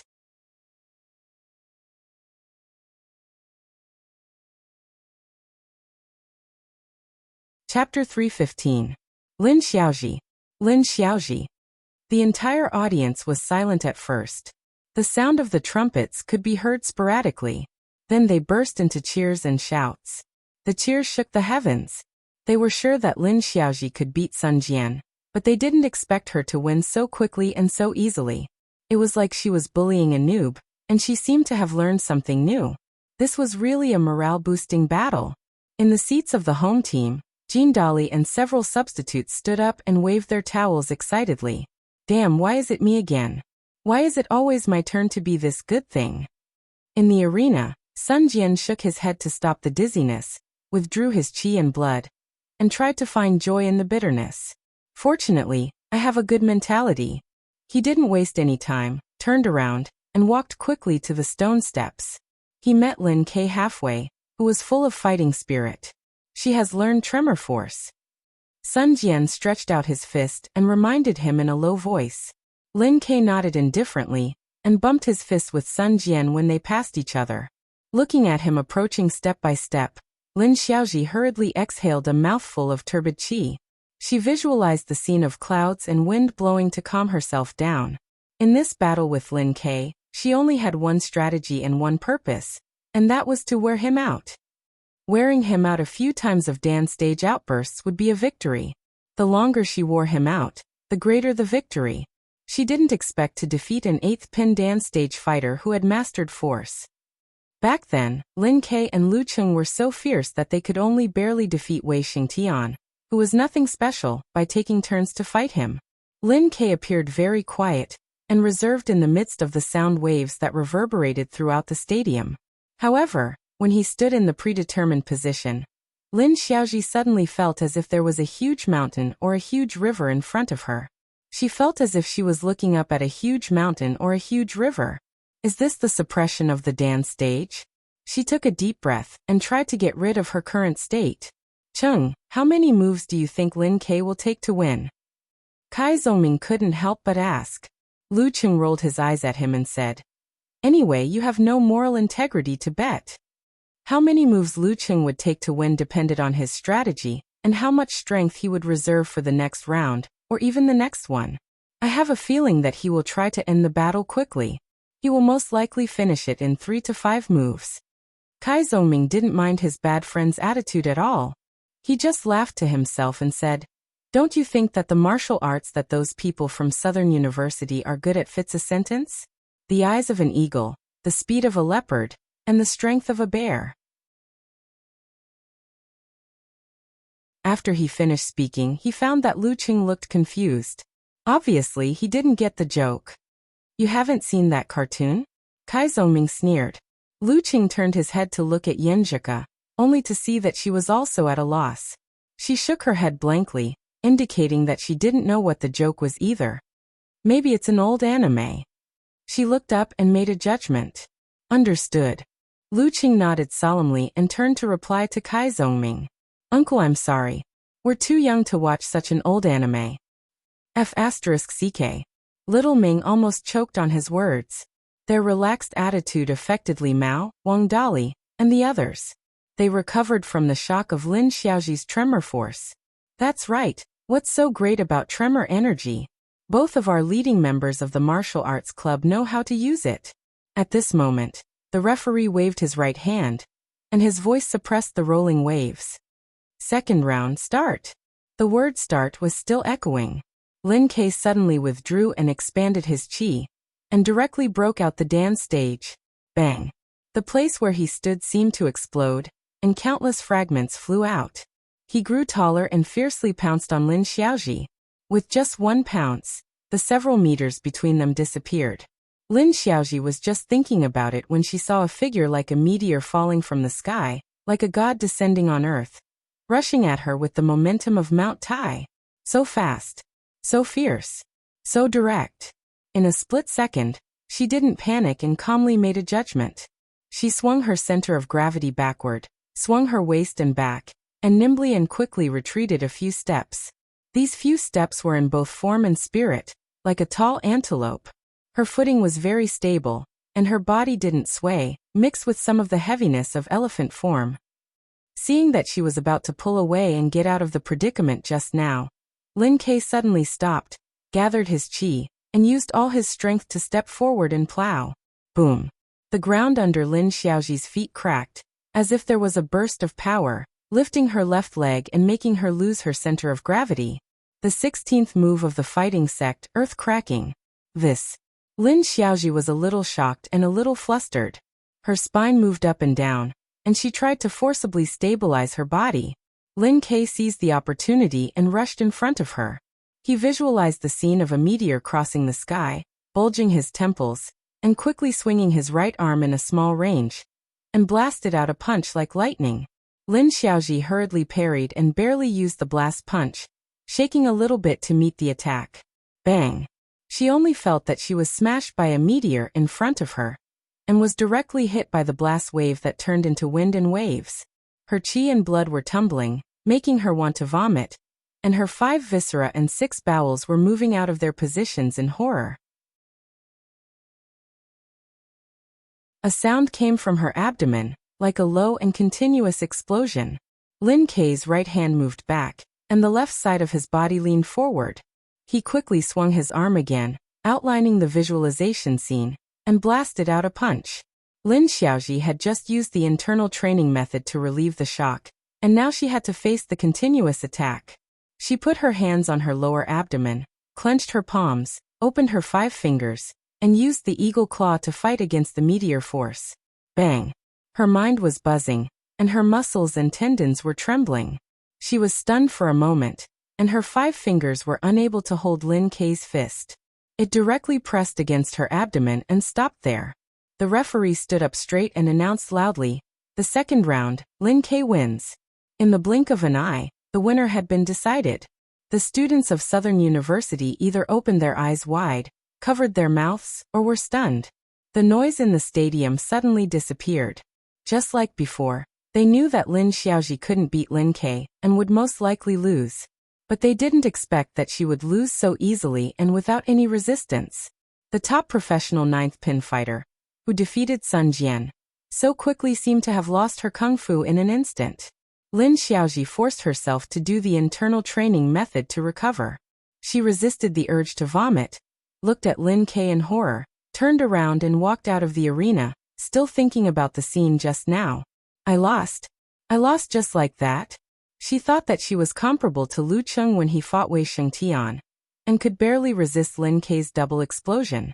She expected to exhaust him about 3 force concentrations, and complete more exchanges to lay the best foundation for Jean Dali later. But who knew that she couldn't even hold on for a minute? Is this the strength of a talented dance stage fighter? Is this the strength of absolute strength? She had just walked down the stone steps when she saw the hippie-looking Jean Dali in front of her. She quickly gathered her energy and said, "Xiao Jin, he used double explosion. It must be a big burden for him. Fight well and exhaust him to the limit." Okay. Jean Dali put away his usual cynicism and rushed to the arena in order to seize the time. Lin Xiaoji closed her eyes and retched. She walked back to the home team seats with trembling legs. If Xiao Jin exhausts Lin Ke and allows the team leader to fight Lu Cheng in his best condition, we have at least a 50% chance of winning. Team leader?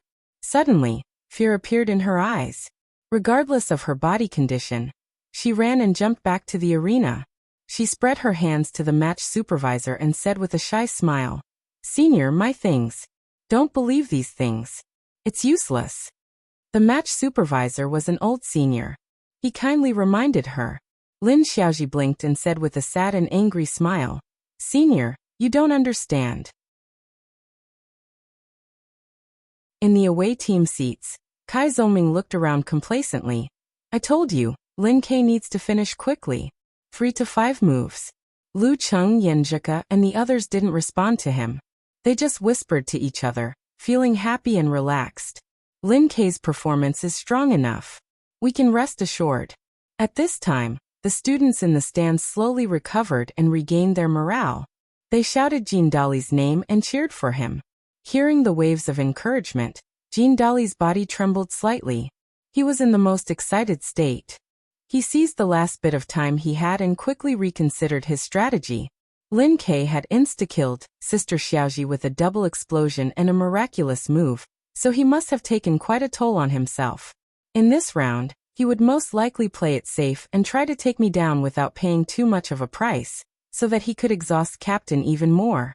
In this case, just as he was thinking about this, the referee looked at Lin Ke, who was breathing quickly, and raised his right hand without showing any favoritism. Round 3 start.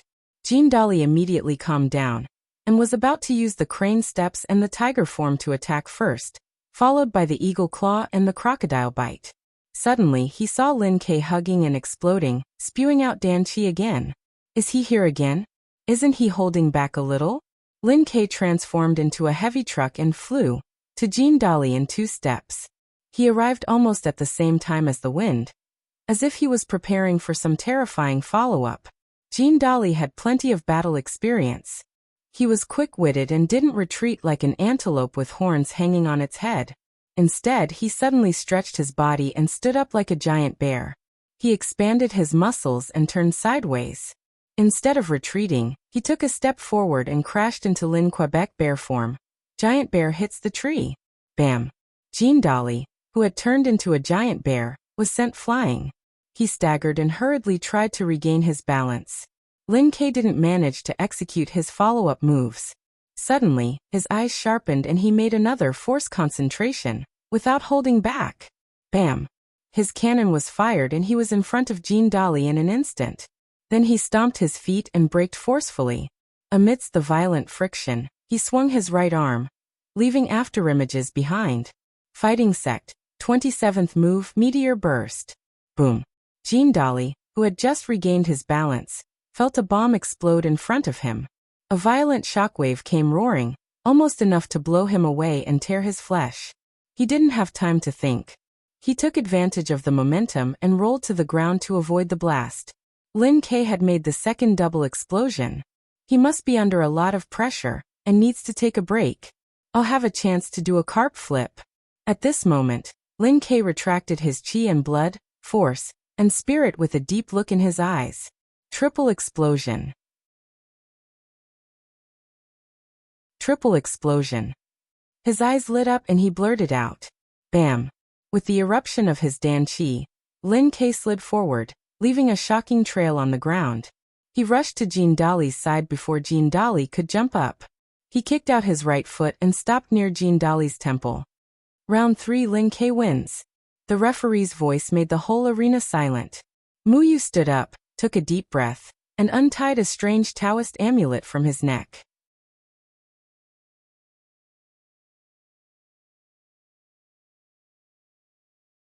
Chapter 316. Round 3, Lin Ke wins. The referee's voice reverberated in every corner of the Shannon University martial arts arena, rolling into the ears of every student. Their reinvigorated morale suddenly collapsed, and their mouths were wide open in shock. Isn't this too awesome?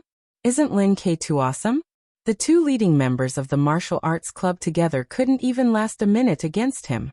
Everyone was stunned by Lin Ke's unstoppable momentum. They subconsciously turned their eyes to the last pillar of support, the coach and leader of the martial arts club of their school, the Bane Muyu. In such an atmosphere, a clear girl's voice suddenly rang out. She was shouting madly, Lin Ke! Lin Ke! In the silence, Mu Jinyan, who was waving her hands excitedly, was so outstanding that she attracted the attention of the surrounding people, as if she had become a public enemy. This scared Yan Shaoling, who was next to her, and once again turned into a quail. She trembled and pulled her. Jin, calm down. Calm down. I'm also very happy and excited that Lin Ke won. But here are all their people.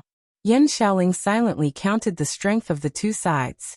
Including herself, there were only 6 people in the martial arts club, but there were more than 6,000 Shannon University supporters in the arena. Just a spit from each of them could drown me. I'm definitely not mocking myself for being short. After being pulled by Yan Shaoling a few times, Mu Jinyan calms down a little and stops shouting. However, looking at Mu Jinyan's flushed face, bright eyes and eager posture, Yan Shaoling is full of worry. She says in the live broadcast post of the forum, thousands of people around are from Shannon University, and the girl next to me is very excited and wants to provoke them. What should I do? I'm waiting online, it's urgent. Haha, pretend you don't know her and shout, Old Mu, I love you. It's not difficult for you to do that, considering your immoral nature. Unparalleled Dragon King laughed out loud. Brahman urged, call them daddy one by one. Hook your finger at them and shout, come on if you dare, come and beat me. Then the girl next to you will be safe. Okamoto's fan said with a sly smile. Pretend you're a quail. A frontline cat reporter, Nyachichi, also knew the story of a quail. How about I send you a fake hat, then they won't recognize you. Naive said vengefully. Because of his thin hair, Yan Shaoling gave him several nicknames such as Baldy and Big. Yan Shaoling looked up and looked away from the phone screen, and murmured, these unlucky kids. In the guest team seats, Sun Jian was the first to jump up and cheer. Lin Ke was not careless at all. And he. What kind? Calm. And. Come. His physical strength improved a lot. He had seriously thought about how to help his brother-in-law improve his physical strength, and had even asked his master for help. But Geezer sure had dismissed him with one sentence. Lin Ke has his elders. I don't want to make trouble for him. Look at my expression. Yenjika turned her head and stared at her boyfriend coquettishly. You don't know either? Lu Cheng understood her meaning. If I knew, I wouldn't have been so excited and surprised. Yenjika raised her voice at the end of the sentence, and then she scolded him with her mouth. Stupid Cheng. She was in a very good mood. She looked around and felt proud. Well, your brother is the kind of person who makes big news without saying anything. Lu Cheng made fun of his brother-in-law. Yenjika rolled her eyes at him, and didn't say anything bad about her cousin. She relaxed her body and stretched her posture. I only know that my grandpa and grandma gave him several sets of kung fu to strengthen his physical strength, but it is said that the effect is not very good. Maybe my cousin practiced all of them, and that's why he has improved so much. At this point, the two of them tacitly looked at the ring at the same time. They saw Lin Ke standing in the same place, taking the opportunity to breathe. Sweat fell from his forehead like rain, dripping down, leaving many marks on the ground. He must have gone through unimaginable hard training to break through the limit. God helps those who help themselves. Chung, how many more dance stage outbursts do you think my brother can make? Yen Zhika asked with expectation and worry. Lu Cheng thought for a while and said, "It's too far away, so I can't see clearly. I might not be able to make an accurate judgment. Just listen and see. I think your brother can only do one more force concentration. But even without the burst of dance stage, your brother is still stronger than a top-notch professional ninth pin fighter. Even if he consumes too much energy and his physical condition deteriorates, he can still fight." In other words, if his opponent was a professional ninth pin fighter, Lin Ke would have a chance to win. What a pity. Yen Zhika understood her boyfriend's unspoken words and sighed softly. What a pity that his opponent was a strong supernatural ability user. At this time, the mature-looking Muyu had come to the stone steps and handed his belongings to the competition supervisor. He had already thrown the strange Taoist amulet into Lin Xiaoji's hand. This wasn't some mystical artifact. It was just a shackle on his mind. The backlash of his supernatural ability would randomly make his friends and family suffer for 3 days. Of course, he couldn't use it with peace of mind. Unless it was necessary, he would only use his martial arts. Because of this, he couldn't pass the ranking event of professional 8th pin, even if he had defeated more than one professional 8th pin fighter in the dance stage. This time, the loser would be ranked second, and would most likely face Shanbei in the quarterfinals. It was a battle of life and death. Xiao Xiao, Xiao Jin, and the rest had hinted that they were prepared to be unlucky. How could he bear to let them down? How could he disappoint everyone who had come to the martial arts arena together? Unshackle and go all out. From now on I am Muyu the Bane. Stepping into the arena, he stood at the position where Lin Xiaoji and Jin Dali had started. Lin Ke also returned to the opposite side. The referee looked at Muyu with a solemn expression. He puffed up his chest and shouted, "Round 4 start." Muyu curled his toes and the 2 muscles on his back flapped. He nimbly bypassed Lin Ke and chose to fight in a guerrilla style. This time, Lin Ke didn't attack with his Dan Chi at the beginning. If it was said that after defeating Jin Dali, his entire body seemed to be overflowing with flames, exuding a vigorous fighting spirit, and displaying the joy and thirst of victory, then now, all of this was restrained, and he was as calm as water, as steady as the ground. Lin Ke swayed his center of gravity and stepped on Yu's steps. He was faster and more agile than Muyu, closing the distance between them. Just as he was about to enter the attacking range, his right foot suddenly missed as if he had stepped on a trap. Crack! He lost his balance and his right foot sank into the ground. This green brick was the one he had stepped on when he was running to perform the meteor blast. That dance stage movement required the explosion to be gathered in an instant to produce the effect of a small bomb. Therefore he used in force to step on it. It didn't break the ground but softened the cornerstone. Now that he stepped on it, of course, it was empty. Moreover, the arena was so large. To be able to just happen to step on one of these pieces, and even step on it, that was a matter of extremely small probability. What an unlucky encounter.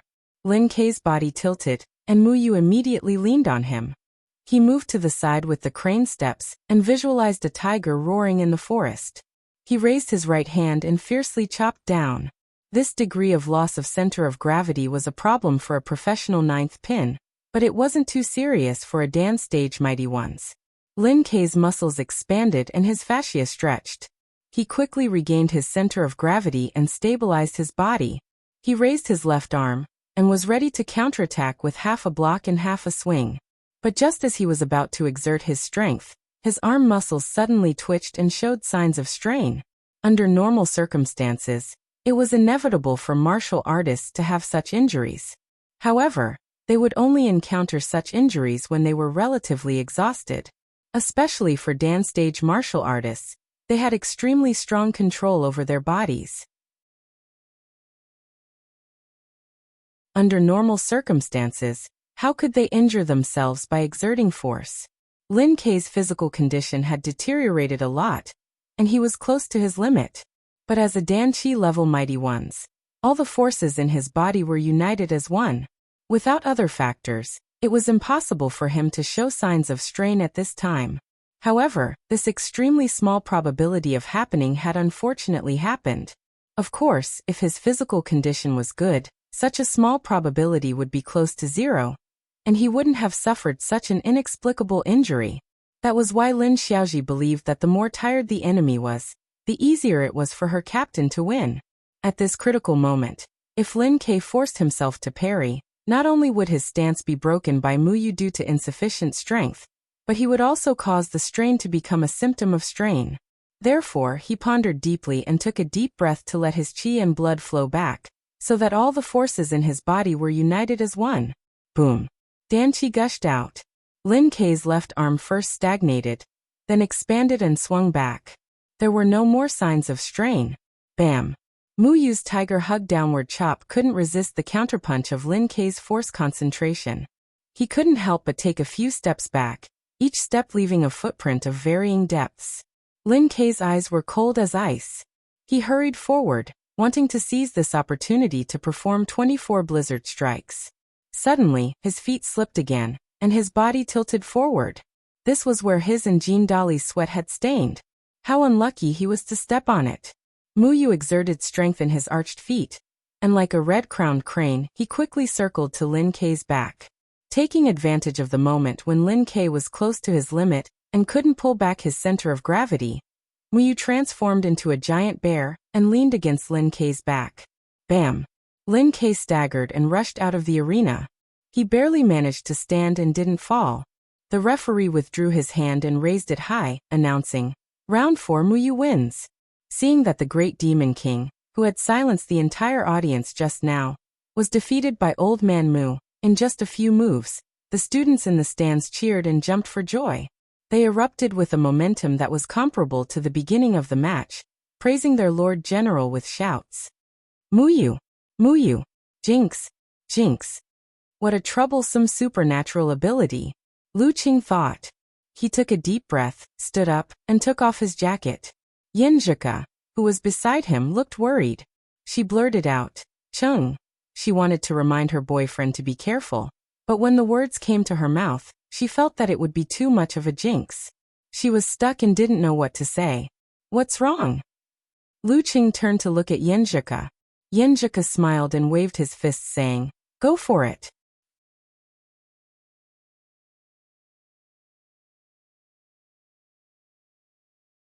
Chapter 317. Lu Qing smiled and bumped Yinzhika's hand with his fist.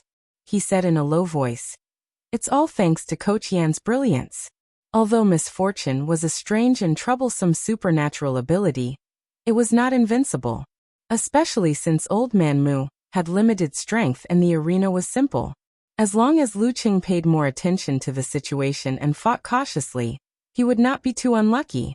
His advantage in strength was enough to offset everything.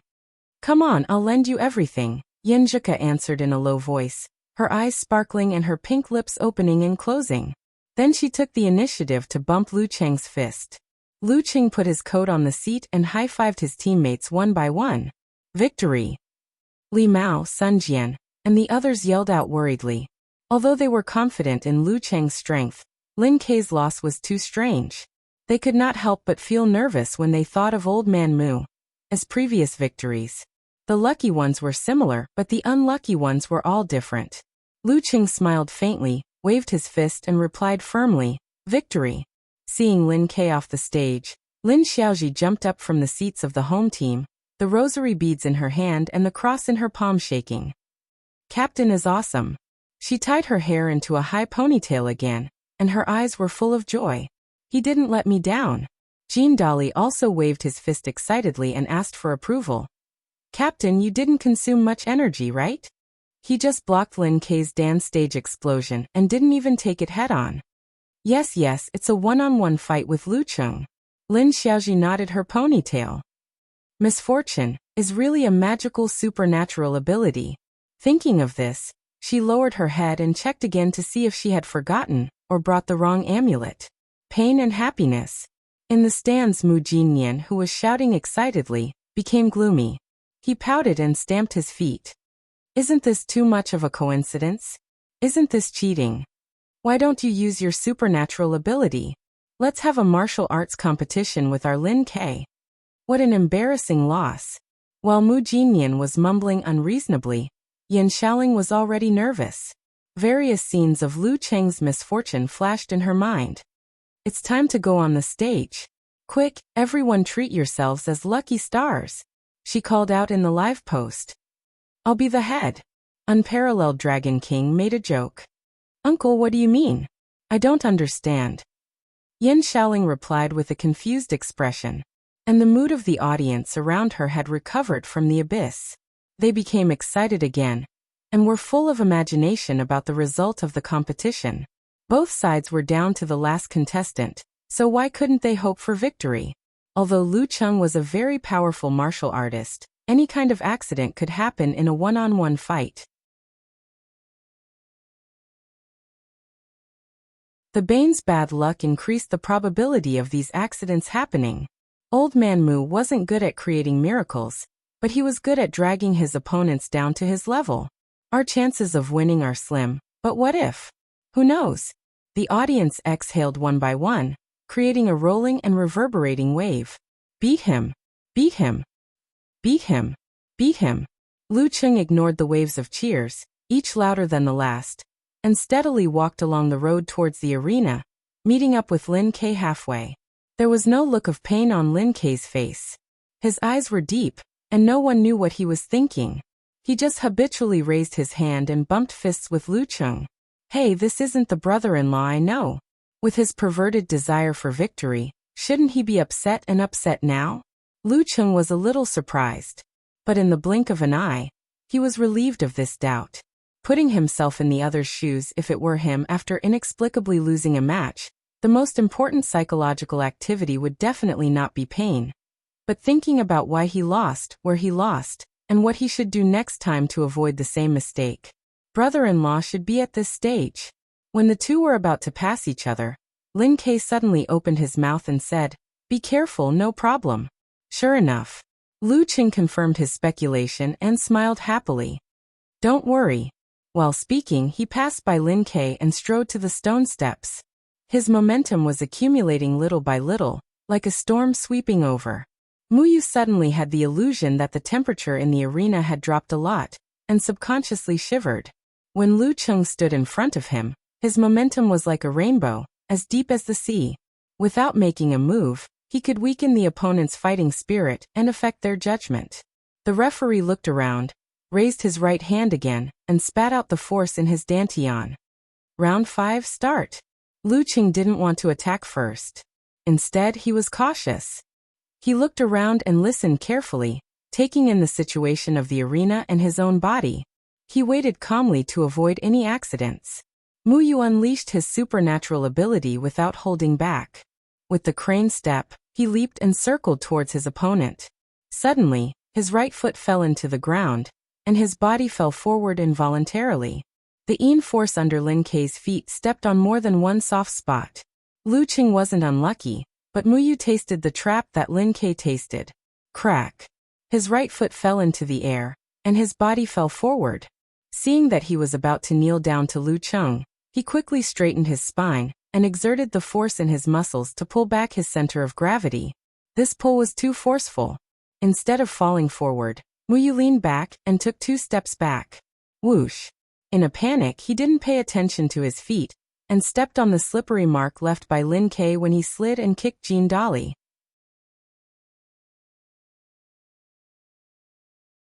Muyu slid back with his left foot and did a split. Then he heard the sound of cloth tearing. It was so pleasant and so thrilling. Rip. Muyu's crotch was torn, and a red color was exposed. Lu Cheng stood there, dumbfounded. The situation was so weird that he didn't dare to attack for fear of falling into a trap. What happened? Lu Cheng was at a loss. In the midst of the chaos, Muyu steadied himself and caught sight of his boxers from the corner of his eye. His face instantly flushed with the same color as a few thoughts flashed through his mind. How did this happen? Did I finally reach my limit after wearing this martial arts suit for half a year? What was the reason for the series of accidents? How did this happen? Lin Xiaoji held the cross and stared blankly at the arena. She didn't understand what had happened. The unlucky one was not Lu Cheng but Captain. She glanced at Mu Yu's bright red boxers shyly, and an idea popped up in her mind. Well, Captain also believed in metaphysics. How did this happen? Jean Dali rubbed his eyes, suspecting that he had been knocked out by Lin Ke, and was now dreaming. How did this happen? Yen Zhika opened her eyes wide and her mouth almost formed an O shape. It was rare for her to lose her composure. Chung didn't get unlucky, but the Bane got unlucky himself? Was there really such a thing as the human glory? How did this happen? Kai Zongming touched his chin and suddenly punched Li Mao. What? Li Mao came back to his senses and looked at him sideways. I'm not dreaming, Kai Zongming said with a smile. Don't you think it's weird? It's weird. Did the Bane's counterattack come early? But isn't his counterattack always aimed at others? Li Mao forgot about the punch just now. How did this happen? Lin Ke frowned and felt confused. Beside him, Geyser snorted and nodded thoughtfully. How did this happen? The spectators in the stands were all dumbfounded. They suspected that this was a masquerade, and that the one wearing the Lu Qing mask was Captain Mu Yu, while the unlucky old man Mu was actually Lu Cheng. They had time to be surprised, but Mu Yu couldn't. If Lu Cheng got close to him while he was in a split, he wouldn't be able to withstand more than 2 moves. Thoughts flashed in his mind, and he quickly made a decision. He lay down and rolled to the side, hiding the killer move of the silent kick. Lu Cheng watched and didn't attack blindly. He didn't know what was going on, and whether he would be affected. Of course, he had to be cautious. While rolling, Mu Yu was relieved that his opponent didn't seize the opportunity to attack. He exerted strength in his waist and abdomen, and was about to stand up and take a stance again. But at this moment, a few round pieces of stone that he had brought with him from his roll stopped right where he had landed. Whoosh! Mu Yu slipped again. Before he could straighten his body, he leaned back again and fell on his back.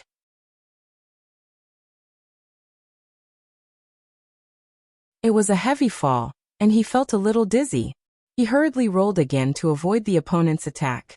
Lu Cheng watched Mu Yu's performance with twitching mouth. He almost forgot that he was still in the arena. What is he going to do? Mu Yu rolled a few times and suddenly lost his touch. He realized that he was already at the edge of the ring. Half of his body was outside the ring, and he was falling in midair. He was shocked. He stretched out his hand and tried to catch the arena, but for some reason he was still half a beat too late. He only touched the edge of the arena with his fingertips. Thump! Mu Yu fell to the ground beside the ring. His eyes were blank and lifeless. He wasn't the only one who was in a daze. Lu Cheng opened his mouth slightly and almost blurted out, F***CK. I haven't even made a move. How did I win? Not only that, I haven't even moved since the start of the match. The referee was stunned for more than 10 seconds. He looked at Lu Cheng in confusion and raised his right hand. Round 5, Lu Cheng wins.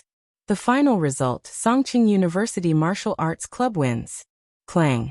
The cross in Lin Xiaoji's hand fell to the ground. She muttered to herself in horror. This metaphysics is wrong.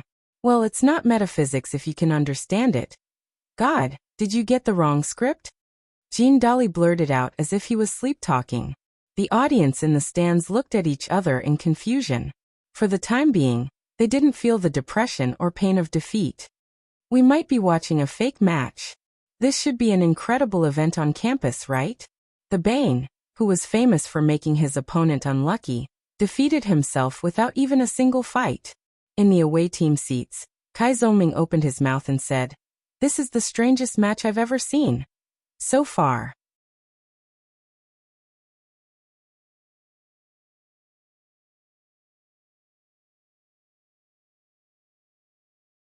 Chapter 318.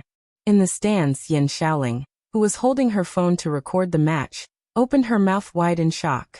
Originally, she was worried that she would be unable to stop herself from shouting and waving her arms when she saw the intense part of the battle. She was worried that she would accidentally throw her phone away. Who would have thought that the development of this battle would be so outrageous that she was completely dumbstruck? She didn't cheer or get excited. Instead, she turned off the camera and posted the video to the forum with a title that best expressed her feelings. I might have met a ghost.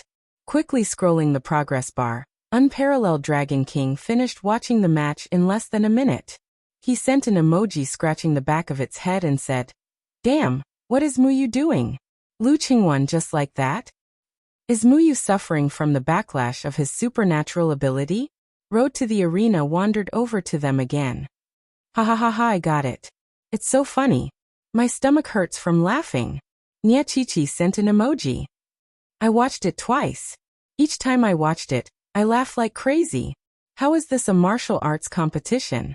It's obviously a comedy show. Okamoto's fan sent an emoji of crying tears of laughter. Hands up. Didn't you say that the backlash of Muyu's supernatural ability would only affect the people around him and not himself? Brahmin laughed through her tears and looked confused at the same time. Unparalleled Dragon King sent an emoji of laughter and said, "Muyu is blessed by God. He used his supernatural ability Misfortune on Lin Kei and Lucheng. It's normal for him to suffer from the backlash. No problem, that's it. I see. Then I can laugh without worry." Brahmin sent an extremely large emoji of haha. But he didn't suffer from the backlash when he fought Peng Liyun last year. Wonton Seller had been waiting to watch the video during her break in senior high school. No problem. Last year, Muyu fought Su Wanyan with Misfortune and Crow's Mouth. He barely won after both of them were injured. When he fought Peng Liyun, he was already at the end of his rope.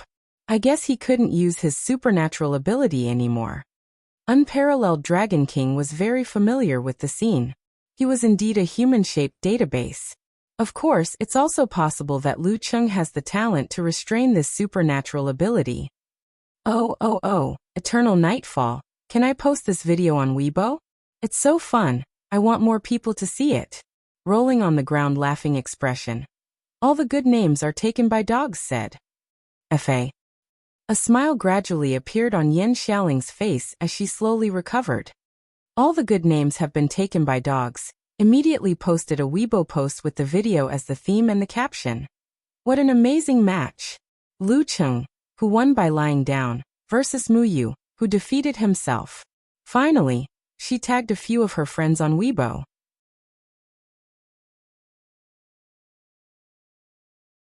Among them, a female ID named Stupid Winter, with an ID of laughing to tears said, "Haha, what a professional performance. There was not a single flaw. He was using his life to put on a show." At Oscar-winning actor. In the martial arts arena of Shanbei University, Feng Zhirong had completely suppressed his opponent. Su Wanyan and Peng Liyun were sitting side by side. They were not interested in this game. They even suspected that they had no chance to play. As the president of the martial arts club, he had to pay attention to his image in front of his classmates. Otherwise, he would have taken out his phone and searched for the match between Lucheng and Muyu. Could his taste of the starry sky really restrain this supernatural ability? Last November, when he played a trick on him with his corvine mouth, he suffered a backlash. But he had to wait for confirmation. While he was thinking, a mobile phone suddenly appeared in front of him. "Hey, junior brother Peng, what's wrong?" Su Wanyan turned to look at Peng Liyun. Peng Liyun smiled and said with a hint of evil interest, "Just watch and you'll know." When he was not in a daze, he was actually a nice person to get along with. Watch. Su Wanyan looked down and found that the screen was showing the video of his fight with Muyu. He held his breath and reached out his right hand to click the play button. What the? F***CK. F***CK. As the progress bar rolled, Su Wanyan's expression changed again and again. When the video ended, he was stunned until the referee announced Feng Zhirong's victory. "Junior brother Peng, if I meet Lucheng." He turned his head to Peng Liyun and said with a sad face, "Can I just admit defeat?" Peng Liyun chuckled. "What do you think?" "Hiss." Su Wanyan gasped. "I'm afraid I can't control my mouth. How about this? You guys find a piece of tape and stick it on my mouth?" Beside the arena, Muyu, who was in a daze, finally came back to reality. There was no depression or pain, only confusion and confusion. He carefully got up and glanced at Lucheng. Then he slowly walked back to the home team seats, afraid that the ground would collapse and create a crater. "Captain, what's going on?" Lin Xiaoji cautiously approached him upon seeing the situation. Muyu thought for a while and said, "My supernatural ability backfired." This was certain, but he wasn't sure why his supernatural ability backfired. How could this happen? Lin Xiaoji frowned and suddenly nodded. "I get it. Because Lucheng is tough. Curses and misfortune are ineffective, and things that don't succeed will definitely backfire." "What kind of theory is that?" Muyu blurted out in surprise. Lin Xiaoji answered seriously, "Metaphysics theory." Muyu was stunned for a while and then said, "I suspect that Lucheng has a third supernatural ability that can restrain or even backfire curses and misfortune." "It's possible." Jean Dali rushed to Lin Xiaoji's side.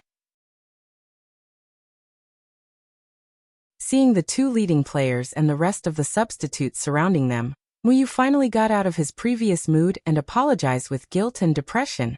"I'm sorry, I can't lead you to the national final this year. All the students who dare to join the martial arts club are true love." The atmosphere suddenly became heavy. Lin Xiaoji's eyes reddened. She took a breath and pretended to be heartless. "Captain, we still have the year after next. What are you afraid of? We still have a chance." "Why not next year?" Jean Dali asked blankly. "Isn't it obvious?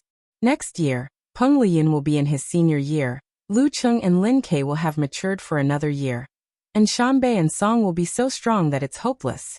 How can we have a chance? The year after next, when Peng Liyun graduates, Lucheng and Lin Ke will be strong again, but at least we still have a chance to compete for another place." Lin Xiaoji was just making things up, but as she spoke, she revealed her true feelings. "We also want to participate in the national final once. We have to have something to aspire to in our 4 years of university. The problem is I'm already in my junior year and will graduate the year after next." Muyu interrupted blankly. Lin Xiaoji rolled her eyes and laughed. "Captain, you can't abandon us. Without your misfortune, how can we make it to the national final? How about this? You can apply to delay your graduation. Anyway, you've failed several courses and may not have enough credits."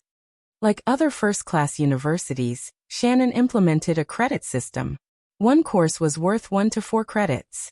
Students were allowed to finish their undergraduate studies in advance. If they didn't have enough credits, they could apply to delay their graduation by 1 or 2 years. Speaking of this, Lin Xiaoji felt sad and angry. She had always done well in her studies, but twice, her captain had used his supernatural power of misfortune, which made her even more unlucky. Just as she was reinvigorating the atmosphere, voices suddenly sounded from the stands. They started weak and became louder, and eventually merged into a chorus of shouts. "Together through thick and thin. Together through thick and thin. Together through thick and thin." Muyu and Lin Xiaoji were stunned. They instinctively looked around, but soon their vision was blurred by the banners. In the sound of "together through thick and thin," Lucheng returned to the seats of the away team. The first thing he saw was Xu Rui and the shooting team, who were recording the details. He waved his hand in a friendly manner, and was about to say hello when he saw Xu Rui's face turn pale. She took a few steps back, as if she was afraid of being contaminated. The rest of the shooting team also stepped back, leaving only the cameraman standing there awkwardly. "Cheng, you're a god. You won the game without moving your hands, feet, or body." At this time, Kai Zongming gave him a thumbs up to ease the awkwardness. "I was quite confused." Lucheng walked over with a smile. Kai Zongming quietly took a few steps back and distanced himself from Lucheng again. "Why are you hiding?" Lucheng asked in amusement. He saw Yinjika looking at him with both joy and surprise. He already understood that those guys were afraid of being contaminated with misfortune like Muyu. Kai Zongming smiled without saying anything and shrank to Lin Ke's side. "Are you still a friend?" Lucheng helplessly stared at Talker. "Not really." Little Ming answered without any sense of shame. Lucheng was so angry that he almost laughed. He was touched to see his little fairy standing beside him fearlessly. This is true love. At this time he heard his master's voice. The relic of Longhu immortal that you got can probably reflect supernatural powers like the crow's mouth of misfortune. This sentence was like a flash of lightning that illuminated the fog in Lu Cheng's mind. He suddenly understood what was going on. When he was asleep, the Jindan could foresee the approaching danger. When it was balancing itself into the Dan, it incorporated a little of this supernatural power into it. This is the third supernatural power I've awakened, right? Of course, most of the power is provided by the Jindan for the time being. What should I call the supernatural powers of tough life and premonition? Son of heaven? Lucky star? While thinking, Lu Cheng subconsciously looked at Li Mao, Kai Zongming, and the rest of his teammates. He found that they were still wearing the same expression as before. They had no reaction to his master's words. This is a powerful move. While Lu Cheng was sighing with emotion, Yanjika stood on her tiptoes and whispered in his ear. Cheng, did you feel anything strange just now? Lu Cheng explained with a smile. I've awakened my third supernatural power. It reflected Mu Yu's misfortune and caused a backlash. Well, I should say that this supernatural power has been awakened for a long time. I just didn't notice it and didn't know what it was. He told Coach Yin about his encounter with the thief at the train station in a low voice. I see. Yenjika's eyes lit up with relief and surprise. Then she snorted. That's so annoying. I thought it was the effect of my luck. I thought I had awakened a supernatural power of good luck. Look, Muyu's backlash is so severe. It must be because of your luck. Lu Cheng flattered her and suddenly thought of a question. Cuckoo, you're not afraid of getting misfortune and took the initiative to welcome me. Is it because you trust me, or because you think your luck is invincible and you don't need to worry about it? Yanjika answered with a laugh. After the greeting, Mu Yu, Lin Xiaoji and the rest returned to the locker room. Since the captain had suffered a backlash, Lin Xiaoji was much more relaxed. She took off her shoes and went into the bathroom. She took off the amulets one by one and stuffed them into the closet with her clothes. Under the hot water, every cell in her body was screaming for comfort. After applying the shampoo, Lin Xiaoji enjoyed the bath. Just then, she saw the light above her flicker a few times and make a buzzing sound. After a short struggle, it finally went out completely. Immediately after, Lin Xiaoji felt that the hot water on her body turned into a bone-piercing cold rain. She turned to look at the closet and felt that the cute amulets were so far away.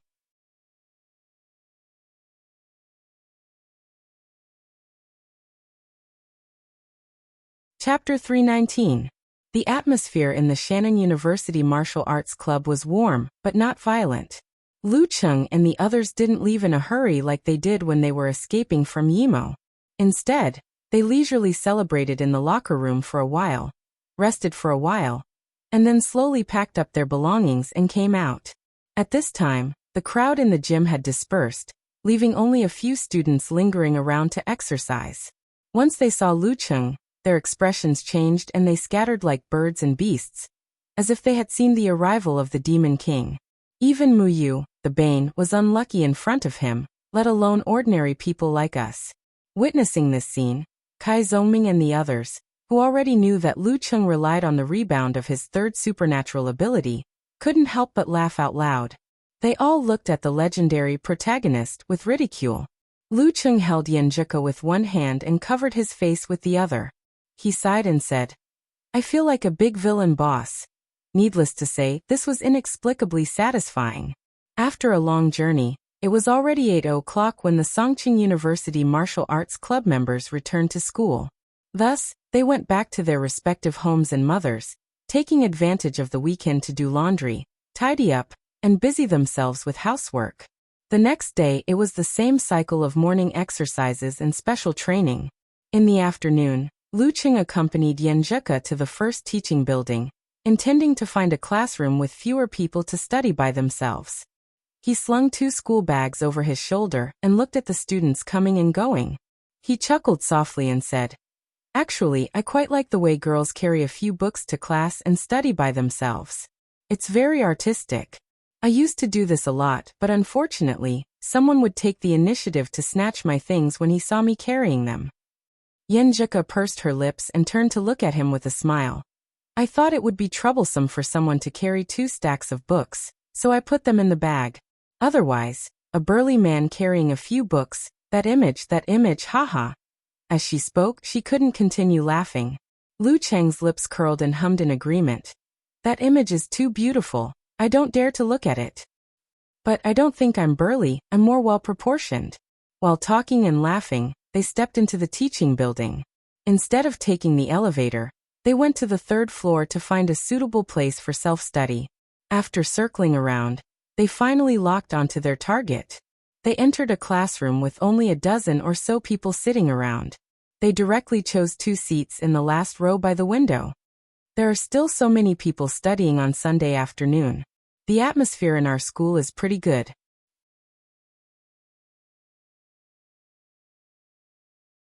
Lu Cheng recalled the scenes of the other classrooms he had seen before, and couldn't help but sigh with emotion in a low voice. But every time I go back to the dormitory, I see little Ming and Godwin not studying. I feel that our generation of college students is really decadent. Godly man was none other than Tang Wen. Due to his addiction to games, he had forgotten the date of the exam, and failed the original questions of the makeup exam. Talker had given him the nickname Godly Man, which was recognized by everyone in the dormitory. Yenjika took the school bag and stopped her hand in the opening position. She chuckled and said, "This reminds me of a sentence that our marketing teacher often said. The results of a survey only depend on the choice of sample. For example, if you want to praise a university's study style, you should focus on the students studying in the teaching building and the library. If you want to criticize, you should go to the dormitory, the lakeside, or the martial arts arena." She controlled the volume of her voice, so as not to disturb the other students' self-study. Of course, with her and Lu Cheng's current good hearing, such a low volume wouldn't affect the conversation at all at such a distance. While talking, Yenjika opened the school bag and took out thick books, corresponding references, half-filled notes, a notebook for making drafts, and a stationery bag with a picture of a pink pig. Lu Cheng also took out the textbook of discrete mathematics, detailed examples borrowed from the library, notes for writing key points, a notebook for calculation, a pencil, a pen, and an eraser. They put these on the table almost at the same time. The positions and order were almost the same, as if they were copying each other. After they finished, they looked at each other and smiled tacitly. The sun shone in through the window and the scenery was just right. Just as Lu Cheng was about to turn the page, Yenjika suddenly rested her chin on her left hand and looked at him with half of her face. "Cheng, don't you think it's boring?" "What do you mean boring?" Lu Cheng was confused. That's right. Yenjika rolled her eyes and bit her teeth. "Every time you have to study with me, you don't have time to go on a date. Do you think this is boring? Other people's relationships probably aren't like ours, right?" "That's it." Lu Cheng couldn't help but laugh. "Of course not. After all, I was once addicted to studying. For me, the spiritual satisfaction of solving a difficult problem is no less than fighting in an ordinary challenge tournament. Besides, I have a lot of specialized courses. In order to not fail my course, I have to study more by myself. Isn't this a date? With you, everything is a date." He had lowered his requirements in study, from graduating with honors to graduating without failing a course. After all, it was difficult to have the best of both worlds. A person's energy was limited. "Meet Num," Yenjika scolded, lowered her eyes and chuckled. She lowered her voice again. Actually, I like the way we are now." During self-study, when she occasionally looked up and saw Cheng's face and felt his presence, everything would become so warm and comfortable. "Me too," Lu Cheng emphasized. Yenjika rolled her eyes and showed her dimples. "Really? Do you really like it? Do you like it very much?" "Yes, I like it very much," Lu Cheng said without hesitation. "Since you like it very much, we won't go out on a date in the future. I'll study with you when I'm free." Yenjika straightened her body and made the decision happily. "Ah." Lu Cheng opened his mouth wide. These two things can't be mixed together." Before he finished his words, He saw the girl's eyes were bright, her mouth was pursed and her lips were curved. It seemed that she was trying very hard to hold back her laughter. I feel like I've been tricked by you again. Luqing covered his face and sighed. Yenjika lay down and released her laughter into her arms. Her shoulders were shaking and her hair was hanging lightly. She was very happy. After such a beginning, both of them were in a good mood, and the efficiency of self-study seemed to have increased a lot. After reading a chapter on discrete mathematics, and doing the corresponding exercises, Luqing was satisfied with the solution of the problem and felt a little dizzy. So he decided to take a 10-minute break to relax for a while. This course is really difficult. It is said that the failure rate is very high. Luqing stared at the textbook for a few seconds and sighed.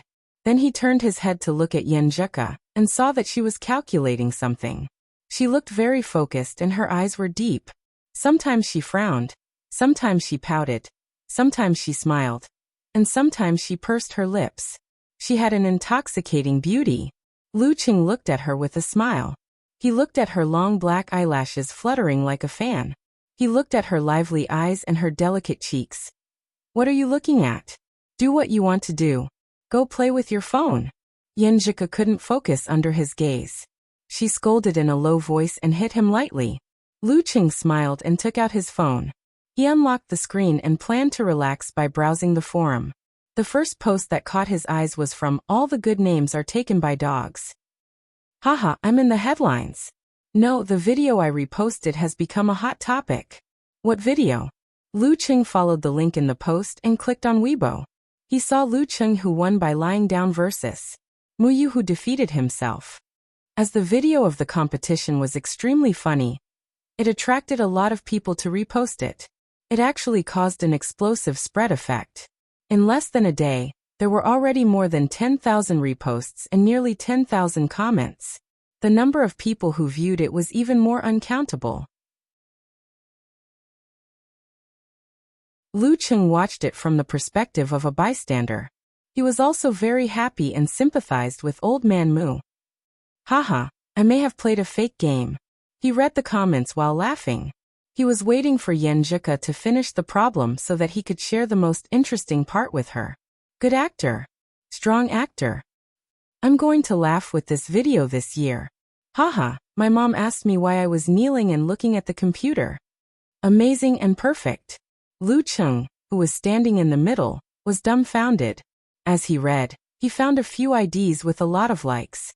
One was Shannon Muyu, one was Old Man Mu, one was Calamity Muyu, one was Songqing Luqing, and one was Warrior Luqing. Songqing Luqing said with emotion, I was dumbfounded. This is the first time I've seen such a game. Warrior Luqing accused Songqing Luqing. This is fake. It's a new account. It's obviously fake. You said on Weibo that you were in the capital. So Songqing University has moved to the capital? Songqing Luqing retorted. Motherf asterisk Kerr, who is this? I didn't register. Luqing was stunned for a while. He felt like he had met Li Gui. These guys must have changed their names to gain popularity and gain attention. At this moment, Yenjika's phone flashed and a message came in. She just solved the previous problem and felt good. She picked it up and found it was a message from Yan Shaoling. Senior sister, let Luqing register a Weibo account. Let's support him.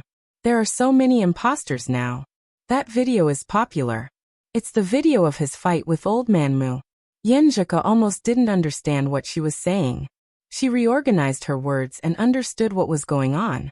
She turned her head and said, Chung, do you know about the video on Weibo? The video of your fight with Muyu. Yes, I'm watching it. 3 guys are impersonating me and accusing each other. Luqing was so angry that he laughed. The 3 guys were arguing so much that they had tens of thousands of followers.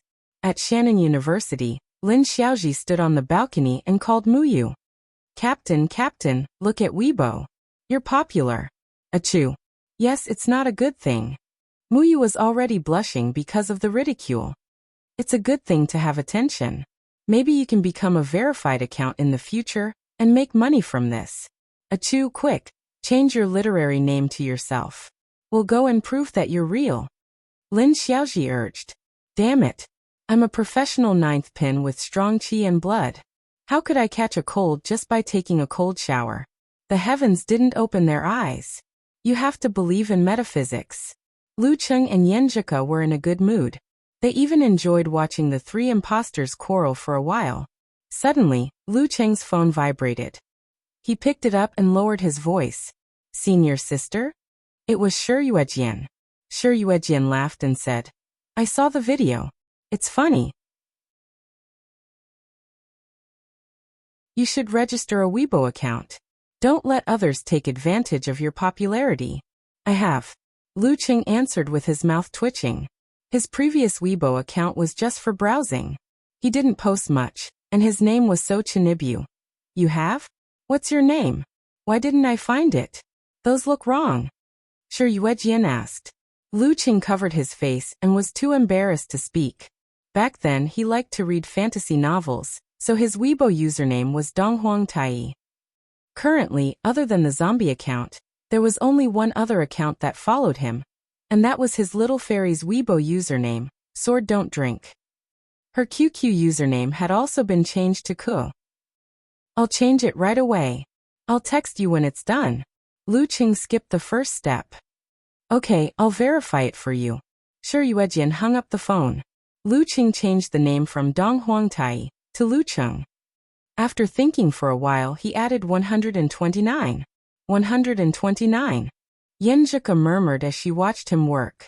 Her dimples appeared on her face and her smile was charming. She felt sweet in her heart. It was her birthday. Lu Cheng smiled and didn't say anything. The change was approved and he sent the name to his senior sister. Before long, Shi Yuejian of Wuxia Club, who had tens of millions of followers, forwarded the Weibo of all the good names are taken by dogs and added a paragraph. It's a very fun game. Lu Cheng 129, my little junior brother.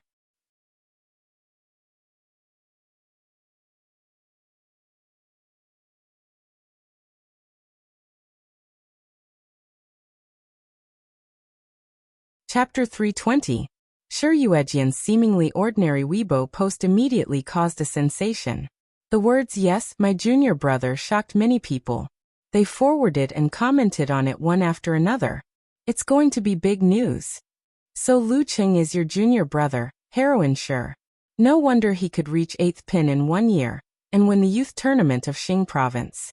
He's a strong competitor for the favored son of God. No wonder, no wonder. Lu Cheng is also a direct disciple of a big sect. Zhang Zhutong and Han Jifei deserve to lose. Can't you guys have a better attitude? It's not like only the direct disciples of big sects and forces can become the favored son of God. It should be the other way around. The favored son of God must become the direct disciples of big sects and forces. Even if one of them doesn't have eyes, they can't all be blind. The comment above came from Unparalleled Dragon King, of course, the one in Lu Cheng's fan forum. The real Dragon King used his real name on Weibo, Dragon King Chen Qitao. Unparalleled Dragon King's comment made Yi Yaoting, who was browsing the comments, feel ashamed. Just now, when she saw Shi Yuejian's Weibo post, she spontaneously came up with the same idea as some of the comments. No wonder I lost to Lu Cheng. No wonder he can always create miracles and surpass me and all the other mighty ones I know. It's because he has an extraordinary background, and is a direct disciple of the Ice God sect. And I just reached Dan's stage recently, and successfully joined Xuanwu sect. And I don't have a master of physical invulnerability. When she saw Unparalleled Dragon King's rebuke, she felt that every word was piercing her heart and broke out in cold sweat. My attitude just now was very dangerous. As a fighter, I can't whitewash failure and find excuses. I have to admit defeat but not admit defeat. She looked down and continued reading the reposts and comments. Wow, Lu Cheng is your junior brother. No wonder I always thought highly of him. Junior brother is not bad. I remember he just won the championship, right? That's right. Except for 24 blizzard strikes, Lu Cheng hasn't used many moves of the ice sect before. Well, in that case, it's been almost 4 months since Lu Cheng entered the Dan stage. As the heroine's junior brother, it's impossible that he hasn't practiced some unique skills of the ice sect. Oh my, I'm looking forward to his duel with Peng Liyun and Renli more and more. Heroine, heroine, quickly let your little junior brother tell us how he feels. Are you very confused when facing such a high-level actor? Was he laughing like a fool? Lu Cheng swiped his thumb and leaned his head against Yenjika's as he looked at his senior sister's Weibo. When he was satisfied with the likes and exited, he suddenly found that Lu Cheng 129 had more than 20,000 followers, and it was still rising. The advertising effect is not bad. Yenjika turned her eyes and joked. Most of them are just here to watch the show. 99% of them are not my fans. Lu Cheng was very clear-headed and rational. The number of followers on his forum was still far from reaching 10,000. Although he said that, he was still a little excited. Do you think I should post something on Weibo? What should I send? Just be yourself. Yenjika looked at him and said with a smile. That's right. I'm a martial artist. I don't have to rely on fans to make a living. Why should I spend so much effort to create a good image for myself? Just do what you want. Lu Cheng made up his mind and nodded solemnly.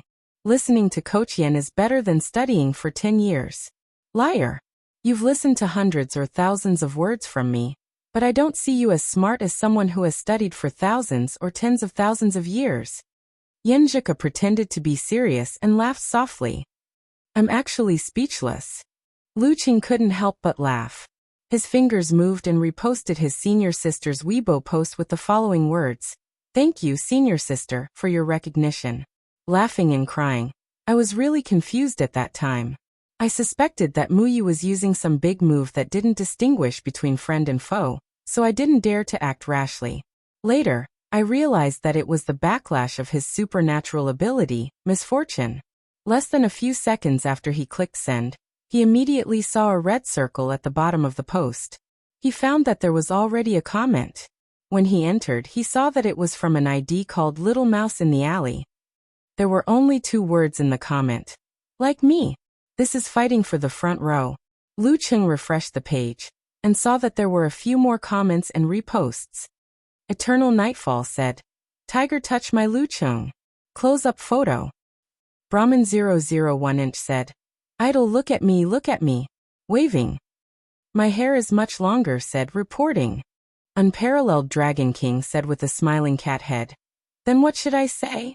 The Longhu Club Forum Sightseeing Group is here? Yenjika couldn't help but smile. She took the initiative to help refresh the page, and saw that behind the familiar ID was a large number of unfamiliar followers. If she hadn't reminded Yen Shaoling in advance, the fans of the forum wouldn't have been able to stand in the front row. I don't want to hear, I don't want to hear, I don't want to hear, I'm just a fan of the acting Muyu. It's the backlash of supernatural ability. Bane, that's a cool name. When Lu Cheng and Yenjika were browsing the follow-up comments, a well-known user reposted his Weibo post. Mo Jingting, who had tens of millions of followers, said, My awesome junior master, in a classroom on the 4th floor of the number 1 teaching building, Qiu Zhigao finished a homework by himself. He stretched himself and wanted to relax. He browsed the news of Mo Jingting's official fan club, and was looking forward to the concert on Tuesday. While scrolling, he suddenly saw a fan saying, Quick, quick, quick. Little sister has posted a new Weibo post, everyone go and like it. What did Jingting post? Old Qiu clicked on the link and opened the Weibo. Her awesome junior master? Who is that? Qiu Zhigao looked down with interest and noticed that the username of the user that Mo Jingting had reposted was Lu Cheng 129. Haha, the same name as Cheng. Jingting's awesome junior master is also called Lu Cheng. What a coincidence. Qiu Zhigao clicked on Lu Cheng 129 and entered his homepage. He saw the introduction. Songqing University Martial Arts Club Leading General. Songqing University Martial Arts Club Leading General? What a coincidence, the same name as Cheng. Wait. Qiu Zhigao's eyes froze on these few words. F***CK. Could he be the Lu Cheng I know? He is Jingting's junior master? Lu Cheng and Yenjika also noticed Mo Jingting's repost, because the number of followers on his Weibo account had increased by more than 50,000, and was rapidly approaching 100,000. He could be called a VIP account now. I've received too much attention at my age. He didn't know whether to laugh or cry and made a self-deprecating remark. What does martial niece MO mean? It's not necessarily a good thing for her to reveal her background and identity. Besides, it's annoying to have too much popularity and too much attention. Luqing wasn't ready to become a real celebrity yet.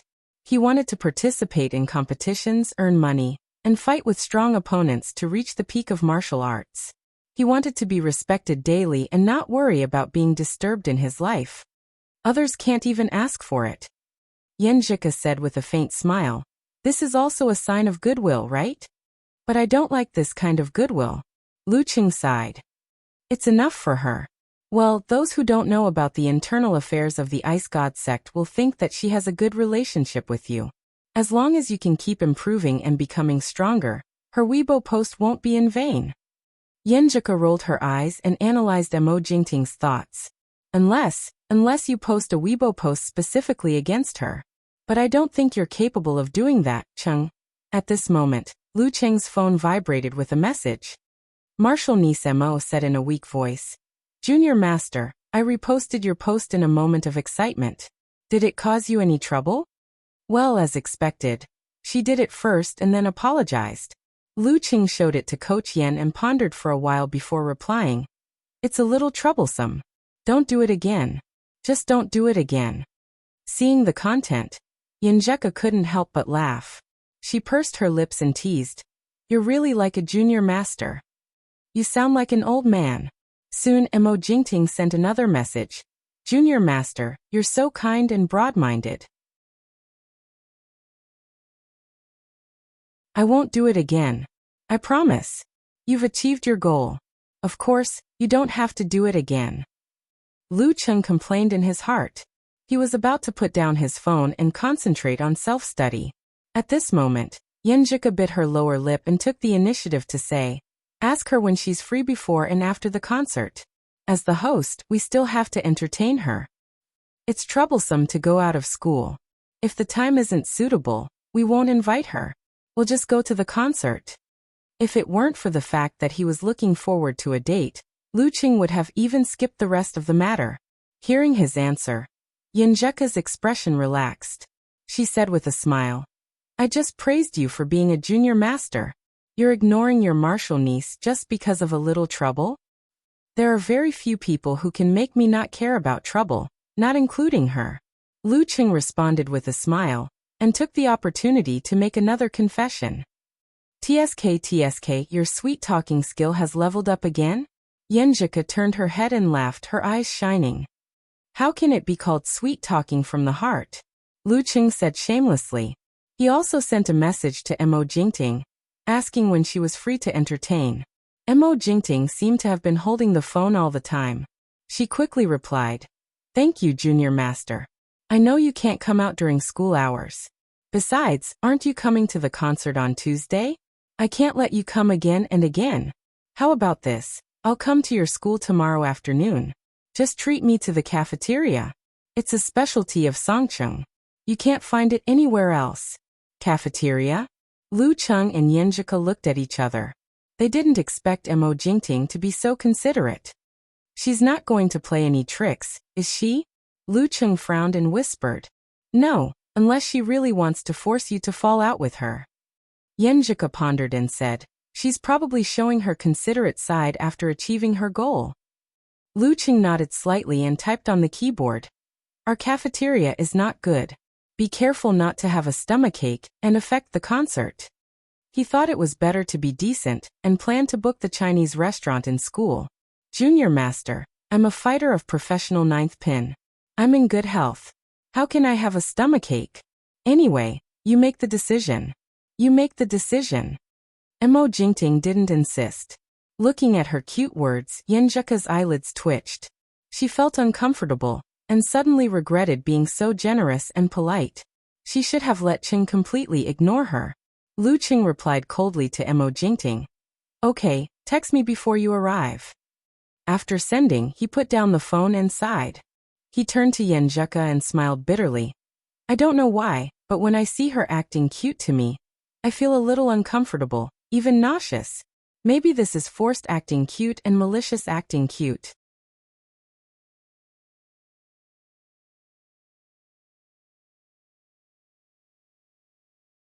The reason was probably because Mo Jingting's image in his mind was a scheming girl who was not suitable for acting cute. Puff. Yinjika couldn't help but laugh. The previous haze was swept away. At this moment, Lu Cheng received 2 messages from Qiu Zhigao and Qin Mo. Cheng, I'm kneeling to you. Accept my kneeling. Brother Cheng, my dear brother, take me to see Jingting. You're tuning in to the Li Mei's Wuxia Whispers YouTube channel. We're so grateful for your support, and don't forget to subscribe to join us on this incredible journey through captivating stories.